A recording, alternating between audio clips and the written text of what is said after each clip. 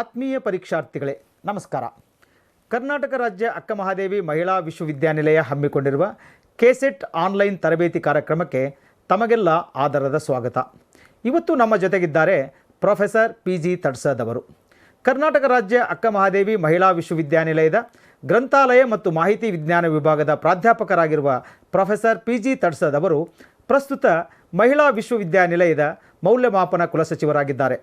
ಇದಲ್ಲದೆ ಹೆಚ್ಚುವರಿಯಾಗಿ ವಿಶ್ವವಿದ್ಯಾನಿಲಯದ ಗ್ರಂಥಪಾಲಕರಾಗಿ ಹಾಗೂ ನ್ಯಾಕ್ ಪುನರ್ಮಾನ್ಯತಾ ಪ್ರಕ್ರಿಯೆ ಸಂಯೋಜಕರಾಗಿ ಕಾರ್ಯನಿರ್ವಹಿಸುತ್ತಿದ್ದಾರೆ. ಪ್ರೊಫೆಸರ್ ತಡ್ಸದ್ ಅವರು 1995ರಲ್ಲಿ ಗುಲ್ಬರ್ಗಾ ವಿಶ್ವವಿದ್ಯಾಲಯದ ಗ್ರಂಥಾಲಯ ಮತ್ತು ಮಾಹಿತಿ ವಿಜ್ಞಾನ ವಿಭಾಗದ ಉಪನ್ಯಾಸಕರಾಗಿ ತಮ್ಮ ವೃತ್ತಿಯನ್ನು ಆರಂಭಿಸಿದರು. ನಂತರ 2007ರಲ್ಲಿ ಕರ್ನಾಟಕ ರಾಜ್ಯ ಅಕ್ಕಮಹಾದೇವಿ ಮಹಿಳಾ ವಿಶ್ವವಿದ್ಯಾನಿಲಯದ ಗ್ರಂಥಾಲಯ ಮತ್ತು ಮಾಹಿತಿ ವಿಜ್ಞಾನ ವಿಭಾಗದ ಮುಖ್ಯಸ್ಥರಾಗಿ ನಿಯುಕ್ತಿಗೊಂಡರು. ಪ್ರೊಫೆಸರ್ ತಡ್ಸದ್ ಅವರು ವಿಶ್ವವಿದ್ಯಾನಿಲಯದ ವಿವಿಧ ಸ್ತರಗಳಲ್ಲಿ ಸಮಾಜ ವಿಜ್ಞಾನ ನಿಕಾಯದ ಡೀನರಾಗಿ, ಆರ್ಥಿಕ ಅಧಿಕಾರಿಗಳಾಗಿ, ಮಾನ್ಯ ಕುಲಪತಿಗಳ ವಿಶೇಷಾಧಿಕಾರಿಯಾಗಿ, ಗಾಂಧಿ ಅಧ್ಯಯನ ವಿಭಾಗದ ನಿರ್ದೇಶಕರಾಗಿ ಕಾರ್ಯನಿರ್ವಹಿಸಿದ್ದಾರೆ. ಇದಲ್ಲದೆ ಶಿಕ್ಷಣ, ದೈಹಿಕ ಶಿಕ್ಷಣ ಮತ್ತು ಅರ್ಥಶಾಸ್ತ್ರ ವಿಭಾಗದ ಮುಖ್ಯಸ್ಥರಾಗಿಯೂ ಕೂಡ ಕಾರ್ಯನಿರ್ವಹಿಸಿದ್ದಾರೆ. ಜೊತೆಗೆ ವಿಶ್ವವಿದ್ಯಾನಿಲಯದ ಅನೇಕ ಸಮಿತಿಗಳು, ಸಿಂಡಿಕೇಟ್, ಅಕಾಡೆಮಿಕ್ ಕೌನ್ಸಿಲ್ನ ಸದಸ್ಯರಾಗಿಯೂ ಕೂಡ ಕಾರ್ಯನಿರ್ವಹಿಸಿದ್ದಾರೆ. ಪ್ರೊಫೆಸರ್ ತಡ್ಸದ್ ಅವರು ರಾಷ್ಟ್ರೀಯ ಹಾಗೂ ಅಂತಾರಾಷ್ಟ್ರೀಯ ಮಟ್ಟದ ಜರ್ನಲ್ಗಳಲ್ಲಿ 200ಕ್ಕೂ ಹೆಚ್ಚು ಸಂಶೋಧನಾ ಲೇಖನಗಳನ್ನು ಹಾಗೂ 9 ಸಂಪಾದಿತ ಕೃತಿಗಳನ್ನು ಪ್ರಕಟಿಸಿದ್ದಾರೆ. 14 ವಿದ್ಯಾರ್ಥಿಗಳು PhD ಪದವಿಯನ್ನು ಹಾಗೂ 2 ವಿದ್ಯಾರ್ಥಿನಿಯರು PDF ಪದವಿಯನ್ನು ಇವರ ಮಾರ್ಗದರ್ಶನದಲ್ಲಿ ಪಡೆದಿದ್ದಾರೆ. ಪ್ರೊಫೆಸರ್ ತಡ್ಸದ್ ಅವರು ಪ್ರಸ್ತುತ ಭಾರತೀಯ ಗ್ರಂಥಾಲಯ ಪರಿಷತ್ನ ಕಾರ್ಯಕಾರಿ ಮಂಡಳಿಯ ಸದಸ್ಯರಾಗಿದ್ದಾರೆ. Professor PG. ತಡ್ಸದ್ ಅವರು 2002ರಲ್ಲಿ ಎ.ಜಿ. ಮೋತಿವಾಲಾ ಯಂಗ್ LIS ಹಾಗೂ 2003ರಲ್ಲಿ ಯಂಗ್ ಕಾಂಟ್ರಿಬ್ಯೂಟರ್ ಪ್ರಶಸ್ತಿಗಳಿಗೆ ಭಾಜನರಾಗಿದ್ದಾರೆ. Professor PG. ತಡ್ಸದ್ ಅವರನ್ನು ಇಂದಿನ ಉಪನ್ಯಾಸ ನೀಡಲು ನಿಮ್ಮೆಲ್ಲರ ಪರವಾಗಿ ಸ್ವಾಗತಿಸುತ್ತೇನೆ. ನಮಸ್ಕಾರಗಳು. ನನ್ನನ್ನು ಪರಿಚಯಿಸಿದ್ದಕ್ಕೆ. ಆತ್ಮೀಯ ಪರೀಕ್ಷಾರ್ಥಿಗಳೇ, ಕರ್ನಾಟಕ ರಾಜ್ಯ ಅಕ್ಕಮಹಾದೇವಿ ಮಹಿಳಾ ವಿಶ್ವವಿದ್ಯಾಲಯ ವಿಜಯಪುರವು ಕೆಸೆಟ್ ಪರೀಕ್ಷಾರ್ಥಿಗಳಿಗಾಗಿ ಈ ಒಂದು ಕಾರ್ಯಕ್ರಮವನ್ನು ಹಮ್ಮಿಕೊಂಡಿದೆ. 12,000ಕ್ಕೂ ಹೆಚ್ಚು ಜನ ಇದಕ್ಕೆ ನೋಂದಾಯಿಸಿಕೊಂಡಿದ್ದಾರೆ. ತಾವೆಲ್ಲರೂ ಕೂಡ ಈಗಾಗಲೇ 4 ಲೆಕ್ಚರ್ಸ್ಗಳನ್ನು ಟೀಚಿಂಗ್ ಆ್ಯಪ್ಟಿಟ್ಯೂಡ್ ಮೇಲೆ ಕೇಳಿದ್ದೀರಿ. ನಾನು ನಿಮಗೆ ರಿಸರ್ಚ್ ಆ್ಯಪ್ಟಿಟ್ಯೂಡ್ ಬಗ್ಗೆ ಮುಂದಿನ 5 ತರಗತಿಗಳಲ್ಲಿ ಪಾಠವನ್ನು ಮಾಡ್ತೇನೆ. ರಿಸರ್ಚ್ ಆ್ಯಪ್ಟಿಟ್ಯೂಡ್ ಅಂತಹ ಒಂದು ದೊಡ್ಡ ವಿಷಯವನ್ನು ಕೇವಲ 5 ಗಂಟೆಗಳಲ್ಲಿ ಪಾಠ ಮಾಡುವುದು ತುಂಬ ಕಷ್ಟಕರ. ನಾನು ಇದನ್ನು ಈ ರಿಸರ್ಚ್ ಆ್ಯಪ್ಟಿಟ್ಯೂಡ್ ವಿಷಯವನ್ನೇ ಕೆಸೆಟ್ ಪರೀಕ್ಷೆಗೆ ಎಷ್ಟು ಬೇಕೋ ಅಷ್ಟು ವಿಷಯವನ್ನು ತಮಗೋಸ್ಕರ ಹೇಳಿಕೊಡ್ತೇನೆ. ತಾವು ಇದನ್ನು ಅಭ್ಯಸಿಸಿಕೊಂಡು ಪುಸ್ತಕಗಳನ್ನು ಓದಿಕೊಂಡು ತಾವು ಪರೀಕ್ಷೆಗೆ ಸಿದ್ಧರಾಗಬೇಕು ಅಂತನ್ನೋದು ನನ್ನ ಅಪೇಕ್ಷೆ. ಒಟ್ಟು ಈ ರಿಸರ್ಚ್ ಆ್ಯಪ್ಟಿಟ್ಯೂಡ್ ಮೇಲೆ 5 ಪ್ರಶ್ನೆಗಳಿರ್ತವೆ. 10 ಅಂಕಗಳು ಈ ರಿಸರ್ಚ್ ಆ್ಯಪ್ಟಿಟ್ಯೂಡ್ಗೆ ನಿಮಗೆ ಲಭಿಸ್ತವೆ. ಯಾವುದೇ ನೆಗೆಟಿವ್ ಅಂಕ ಇರೋದಿಲ್ಲ. ಈ ಮೊದಲ ಲೆಕ್ಚರಲ್ಲಿ ನಾನು ನಿಮಗೆ ಫಂಡಮೆಂಟಲ್ಸ್ ಆಫ್ ರಿಸರ್ಚ್ ಬಗ್ಗೆ ಮಾತನಾಡ್ತೇನೆ. ಮೊದಲಿಗೆ ಅದರ ಅರ್ಥ ಮತ್ತು ವ್ಯಾಖ್ಯೆಯನ್ನು ತಿಳಿದುಕೊಳ್ಳೋಣ. ಚಾರ್ಲ್ಸ್ ಪಿಯರ್ಸ್ ಅಂತಕ್ಕಂಥವರು 4 ವಿಧಾನಗಳನ್ನು ಹೇಳಿದ್ದಾರೆ. There are 4 methods of knowing ಅಂತ. ಮೊದಲನೇದು ಟೆನೆಸಿಟಿ, ಅಥಾರಿಟಿ, ಇಂಟ್ಯೂಷನ್ ಮತ್ತು ಕೊನೆಯದಾಗಿ ಸೈಂಟಿಫಿಕ್ ರಿಸರ್ಚ್. ಟೆನೆಸಿಟಿ ಅಂತಂದರೆ ಯಾವುದೋ ಒಂದು ಬಿಲೀಫನ್ನು ನಂಬಿಕೊಂಡು ಬಂದಿರತಕ್ಕಂಥದ್ದು ಅಂತ. ಕನ್ನಡದಲ್ಲಿ ಒಂದಿದೆ, ಅಜ್ಜ ನೆಟ್ಟ ಆಲದ ಮರಕ್ಕೆ ಜೋತ್ ಬೀಳೋದು ಅಂತಕ್ಕಂಥದ್ದು ಟೆನೆಸಿಟಿ. ಅದು ಟೆನೆಸಿಟಿ ಒಂದು ಸಂಪ್ರದಾಯಕ್ಕೆ ಜೋತ್ ಬೀಳ್ತಕ್ಕಂಥದ್ದು, ನಂಬ್ಕೊಂಡು ಬಂದಿರತಕ್ಕಂಥದ್ದು.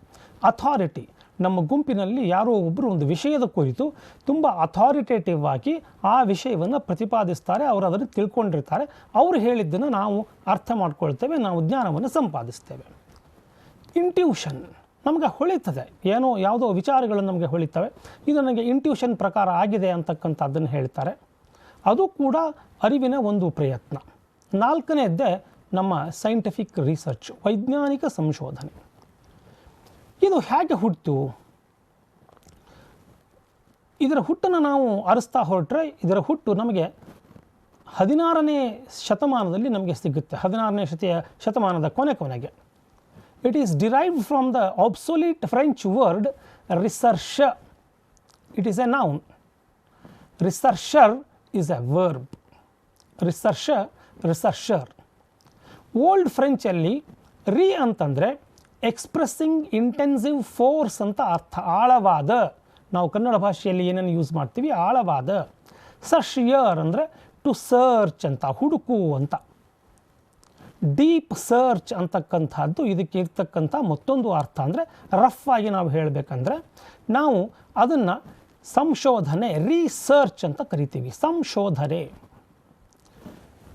ಮೇರಿಯಮ್ ವೆಬ್ಸ್ಟರ್ಸ್ ಡಿಕ್ಷನರಿ ಇದನ್ನು ಹೇಗೆ ವ್ಯಾಖ್ಯಾನ ಮಾಡ್ತದೆ ಅಂತಂದರೆ, research is a studious inquiry or examination, especially investigation or experimentation aimed at the discovery and interpretation of facts, revision of accepted theories or laws in the light of new facts or practical applications of such new or revised theories or laws.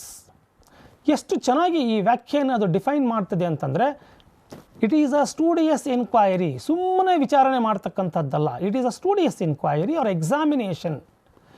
Especially it is an investigation or experimentation aimed at the discovery and interpretation of facts. ಘಟನೆಗಳನ್ನು ಹುಡುಕುವುದಕ್ಕೋಸ್ಕರ ಮತ್ತು ಘಟನೆಗಳನ್ನು ವಿಶ್ಲೇಷಿಸುವುದಕ್ಕೋಸ್ಕರ ಮಾಡತಕ್ಕಂಥ ಒಂದು ವಿಧಾನ ಅಂತ. Revision of accepted theories. ಈಗಾಗಲೇ ನಾವು ಯಾವುದೋ ಒಂದನ್ನು ಮಾನ್ಯವಾಗಿ ಮಾಡಿದ್ದೇವೆ ಥಿಯರಿಯನ್ನು, ಅದನ್ನು ರಿವೈಸ್ ಮಾಡಲಿಕ್ಕೆ, ಪುನರ್ ಅವಲೋಕಿಸುವುದಕ್ಕಾಗಿ, ಅಥವಾ ಪ್ರಸ್ತುತ ಸಂದರ್ಭಗಳಲ್ಲಿ ಹಲವಾರು ಲಾಸ್ಗಳೇನಿದ್ದಾವೆ ಆ ಲಾಸ್ಗಳನ್ನು ಪುನರ್ ವಿಮರ್ಶಿಸುವುದಕ್ಕಾಗಿ, ಅಥವಾ practical applications of such new or revised theories of laws. ಇದು ಈ ವ್ಯಾಖ್ಯೆ. ಅದರಂತೆ ಇನ್ನೂ ಸಾಕಷ್ಟು ವ್ಯಾಖ್ಯೆಗಳಿದೆ. ಕರ್ಲಿಂಜರ್ ಅಂತಕ್ಕಂಥವರು ಒಂದು ವ್ಯಾಖ್ಯೆಯನ್ನು ನೀಡಿದ್ದಾರೆ. It is a systematic, controlled, empirical and critical investigation of hypothetical propositions about the presumed relations among natural phenomena ಅಂತಕ್ಕಂಥ ಡೆಫಿನಿಷನ್ಸ್. ಇಲ್ಲಿ ಹೊಸದಾಗಿ ನಮಗೆ ಸೇರ್ಪಡೆಯಾಗಿರ್ತಕ್ಕಂಥ ವಿಷಯ ಅಂದರೆ ಹೈಪೋಥೆಟಿಕಲ್ ಪ್ರಪೋಸಿಷನ್ಸ್. ಯಾವುದೋ ಒಂದನ್ನು ನಾವು ಅಸ್ಯೂಮ್ ಮಾಡ್ಕೊಳ್ತೀವಿ, ಒಂದನ್ನು ನಾವು ಭಾವಿಸ್ತೀವಿ, ಇದು ಹಿಂಗಿರಬೇಕು, ಇದು ಹೀಗಾಗಬಹುದು ಅಂತಕ್ಕಂಥದ್ದನ್ನು ಒಂದನ್ನು ನಾವು ಪರಿಗಣಿಸ್ತೇವೆ. Hypothetical propositions about the presumed relations. ಯಾವುದೋ ಎರಡು ವಿಷಯಗಳಲ್ಲಿ ಸಂಬಂಧವನ್ನು ಏರ್ಪಡಿಸುವುದಕ್ಕೋಸ್ಕರ ನಾವು ಒಂದು ಅಸಂಪ್ಷನನ್ನು ಮಾಡ್ತೇವೆ.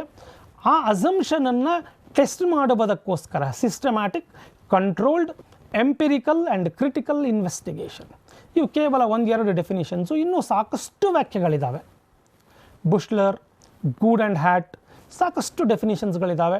ಆ ಎಲ್ಲ ವ್ಯಾಖ್ಯೆಗಳನ್ನು ನಾನು ತಮಗೆ ಇಲ್ಲಿ ಪ್ರಸ್ತುತ ಮಾಡಲಿಕ್ಕೆ ಆಗೋದಿಲ್ಲ. ಅದು ತಾವು ತಮ್ಮ ಪುಸ್ತಕಗಳನ್ನು ಓದಬೇಕು. ಅತ್ಯಂತ ಹಿರಿಯ ಮಹನೀಯರು ಬರ್ತಕ್ಕಂಥ ಪುಸ್ತಕಗಳಲ್ಲಿ ಆ ವ್ಯಾಖ್ಯೆಗಳಿದ್ದಾವೆ. ಅವುಗಳನ್ನು ನೋಟ್ ಮಾಡಿಕೊಳ್ಳಿ. ಯಾಕೆಂದರೆ ಅಲ್ಲಿ ಪರೀಕ್ಷೆಗಳಲ್ಲಿ ಇದನ್ನು ಕೇಳ್ಬೋದು, ಈ ವ್ಯಾಖ್ಯೆಯನ್ನು ಹೇಳಿದವರು ಯಾರು, ಅಥವಾ ಇಂತಹ ವ್ಯಾಖ್ಯೆಯನ್ನು ಪ್ರತಿಪಾದಿಸಿದವರು ಯಾರು ಅಂತ ಕೇಳ್ಬೋದು. ಈ ರೀತಿಯಾದ ಒಂದಿಷ್ಟು ಪ್ರಶ್ನೆಗಳು ಬರಬಹುದು. ಹೀಗಾಗಿ ವ್ಯಾಖ್ಯೆಗಳ ಬಗ್ಗೆ ಗಮನ ಕೊಡಿ ಅಂತಕ್ಕಂಥದ್ದನ್ನು ಹೇಳ್ತೇನೆ. ಮತ್ತೊಂದು ಇಲ್ಲಿ ಗೊಂದಲಕ್ಕೆ ಈಡು ಮಾಡ್ತಕ್ಕಂಥ ಪದಗಳು ಅಂತಂದರೆ ರಿಸರ್ಚ್, ಡಿಸ್ಕವರಿ, ಇನ್ವೆನ್ಷನ್, ಇನ್ನೋವೇಷನ್. ಇವೆಲ್ಲವನ್ನೂ ಕೂಡ ಸಮಾನಾರ್ಥಕವಾಗಿ ಅಥವಾ ಪರ್ಯಾಯ ಪದವನ್ನಾಗಿ ನಾವು ಸಂಶೋಧನೆಗೆ ಬಳಸ್ತೇವೆ. ಆದರೆ ಅವು ನಿಜವಾಗಿಯೂ ಪರ್ಯಾಯ ಪದಗಳೇ, ಅಥವಾ ಅವುಗಳಿಗೆ ಬೇರೆ ಬೇರೆ ಅರ್ಥಗಳು ಉಂಟಾ? ಈ ರೀತಿಯಾದ ಪ್ರಶ್ನೆಗಳು ಇದ್ದಾವೆ. ರಿಸರ್ಚ್ ಅಂದರೆ ಏನು, ಡಿಸ್ಕವರಿ ಅಂತಂದ್ರೇನು, ಇನ್ವೆನ್ಷನ್ ಅಂದರೆ ಏನು, ಇನ್ನೋವೇಷನ್ ಅಂದ್ರೇನು, ಇಂತಹ ಶಬ್ದಗಳು ಮತ್ತು ಅವುಗಳಿಗಿರ್ತಕ್ಕಂತಹ ಪರಸ್ಪರ ಸಂಬಂಧ, ಡಿಫರೆನ್ಸಿಯೇಷನ್ ಅಂತಕ್ಕಂಥದ್ದನ್ನು ತಾವು ಗುರುತಿಟ್ಕೊಳ್ಬೇಕು ಅನ್ನೋದು ಒಂದು ನನ್ನ ಕೋರಿಕೆ. Features of research. Actually nature of research ಹೇಗಿದೆ ಅಂತಂದರೆ, it is N enquiry based on minute observation. ಸೂಕ್ಷ್ಮವಾಗಿ ನಾವು ಅಬ್ಸರ್ವ್ ಮಾಡ್ತೇವೆ, ಗ್ರಹಿಸ್ತೇವೆ. ಕ್ರಿಟಿಕಲ್ ಅನಾಲಿಸಿಸ್, ವಿಶ್ಲೇಷಣೆ ಮಾಡ್ತೇವೆ. And logical interpretation. ಈ ಮೂರು ನಮಗೆ ಅತ್ಯಂತ ಮಹತ್ತರವಾದದ್ದು. ರಿಸರ್ಚಲ್ಲಿ ಈ ಮೂರು ಇಂಪಾರ್ಟೆಂಟ್ ಆಗಿರ್ತಕ್ಕಂಥದ್ದು. ಒಂದು ಮೈನ್ಯೂಟ್ ಅಬ್ಸರ್ವೇಷನ್, ಕ್ರಿಟಿಕಲ್ ಅನಾಲಿಸಿಸ್ ಹಾಗೂ ಲಾಜಿಕಲ್ ಇಂಟರ್ಪ್ರಿಟೇಷನ್. ಇವು ನಮ್ಮ ಸಂಶೋಧನೆಯ ನೇಚರನ್ನು ಡಿಸೈಡ್ ಮಾಡ್ತವೆ. ಮತ್ತು ಉದ್ದೇಶಗಳೇನು ಹಾಗಾದರೆ? ಈ ಉದ್ದೇಶಗಳ ಮೇಲೂ ಕೂಡ ನಮಗೆ ಹಲವಾರು ಪ್ರಶ್ನೆಗಳನ್ನು ನಾವು ನೋಡಿದ್ದಿದೆ. What are the researches purposes of research ಅಂತ ಕೊಡ್ತಾರೆ. ಅಥವಾ ಇನ್ನೂ ಒಂದಿರ್ತದೆ, which of the following is not a purpose of research ಅಂತ ಇರುತ್ತೆ. 4 ಆಪ್ಷನ್ಸ್ಗಳನ್ನು ಕೊಡ್ತಾರೆ. ಆ 4 ಆಪ್ಷನ್ಸ್ಗಳಲ್ಲಿ ನೀವು ಒಂದನ್ನು ಚೂಸ್ ಮಾಡ್ಕೋಬೇಕಾಗತ್ತೆ. ಪರ್ಪಸಸ್ ಯಾವುವು ಹಾಗಾದರೆ?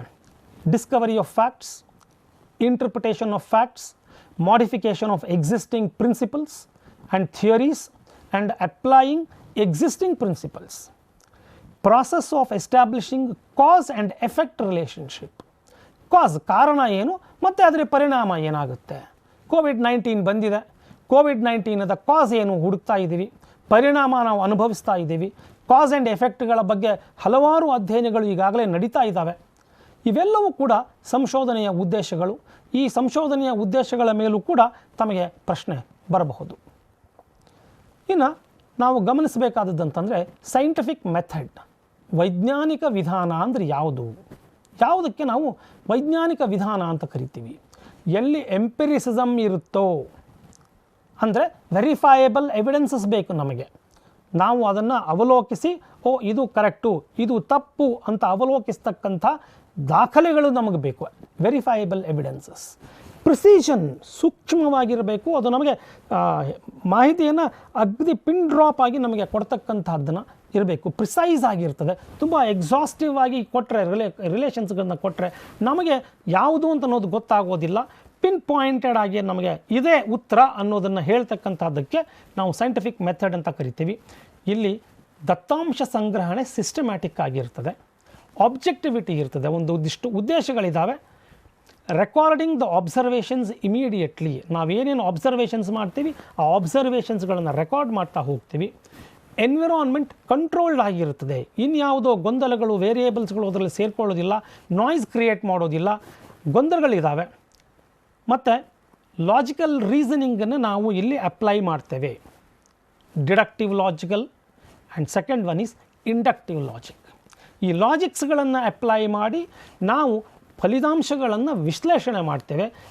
ಈ ಎಲ್ಲ ಅಂಶಗಳಿದ್ದಲ್ಲಿ ಅದಕ್ಕೆ ನಾವು ವೈಜ್ಞಾನಿಕ ವಿಧಾನ ಅಂತ ನಾವು ಕರಿತೇವೆ.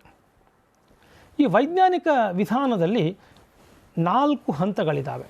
ಮೊದಲನೇದು identification and formulation of a research problem. ಸಮಸ್ಯೆ, ಸಂಶೋಧನೆಯ ಸಮಸ್ಯೆ ಏನು ಅನ್ನೋದನ್ನು ಐಡೆಂಟಿಫೈ ಮಾಡಬೇಕು ಮತ್ತು ಅದನ್ನು ನಿರೂಪಿಸಬೇಕು.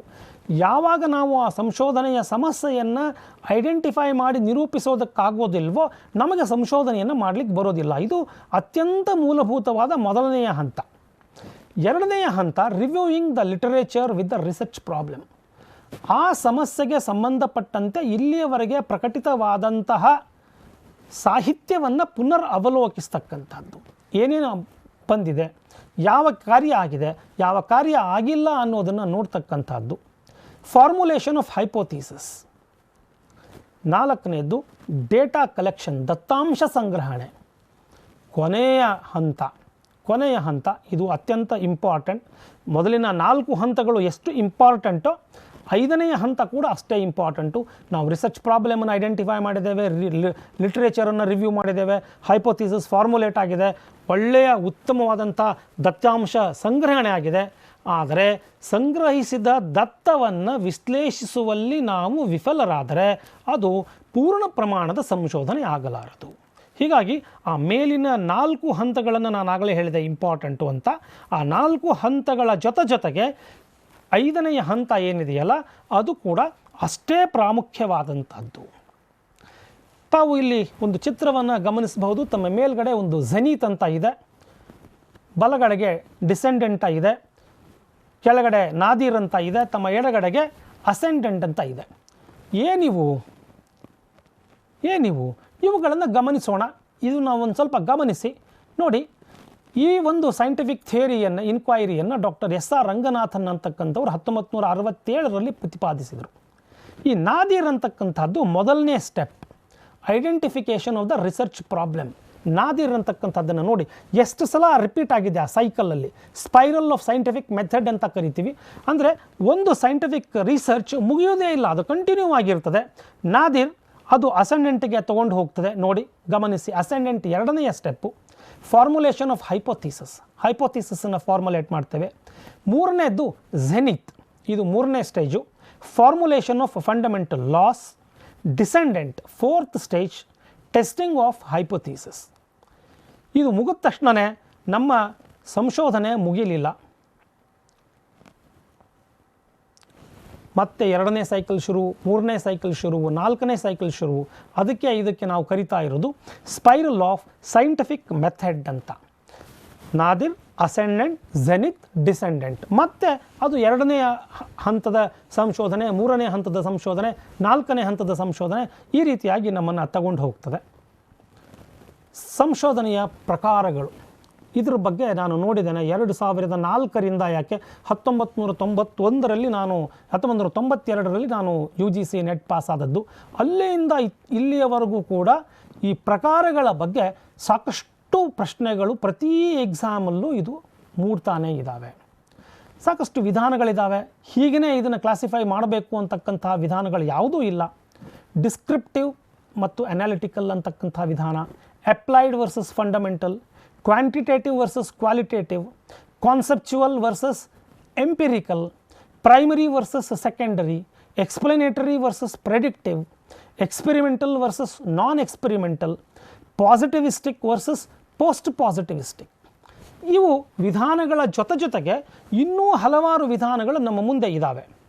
Action research, development research, exploratory research, diagnostic research, longitudinal research, feminist research, participatory research, simulation research, decision oriented research, mission oriented research. ನಾನಿಷ್ಟಕ್ಕೆ ನಿಲ್ಲಿಸಿಲ್ಲ, ನಾನು ನಿಲ್ಲಿಸ್ತಾ ಇದ್ದೀನಿ. ಇನ್ನೂ ತುಂಬ ವಿಧಾನಗಳಿದ್ದಾವೆ. ಇದರಲ್ಲಿ ಇವು ಏನು ಅಂತಕ್ಕಂಥದ್ದನ್ನು ಒಂದು 5-6 ನಿಮಿಷಗಳಲ್ಲಿ ಗಮನಿಸ್ಬಿಡೋಣ. Descriptive, surveys and fact finding inquiries, ಕೇವಲ ಡಿಸ್ಕ್ರೈಬ್ ಮಾಡ್ತವೆ. Surveys and fact finding inquiries, 30% of the students are like this, 40% of the people are like this. Description of the state of affairs as it exist today. ಇಲ್ಲಿಯವರೆಗೆ ಏನೇನು ಆಗಿದೆ ಅನ್ನೋದನ್ನು ಹೇಳ್ತಕ್ಕಂಥ ವಿಧಾನಕ್ಕೆ ನಾವು descriptive research ಅಂತ ಕರಿತೀವಿ. ಇದು ಎಕ್ಸ್ ಪೋಸ್ಟ್ ಫ್ಯಾಕ್ಟೋ ರಿಸರ್ಚ್. ಸಂಶೋಧನೆ ಅಂದರೆ ಒಂದು ಘಟನೆ ಆದ ನಂತರ ಅದನ್ನು ವಿವರಿಸ್ತಕ್ಕಂಥ, ವಿಶ್ಲೇಷಣೆ ಮಾಡ್ತಕ್ಕಂಥ ವಿಧಾನಕ್ಕೆ ನಾವು ಡಿಸ್ಕ್ರಿಪ್ಟಿವ್ ರಿಸರ್ಚ್ ಅಂತ ಕರಿತೇವೆ.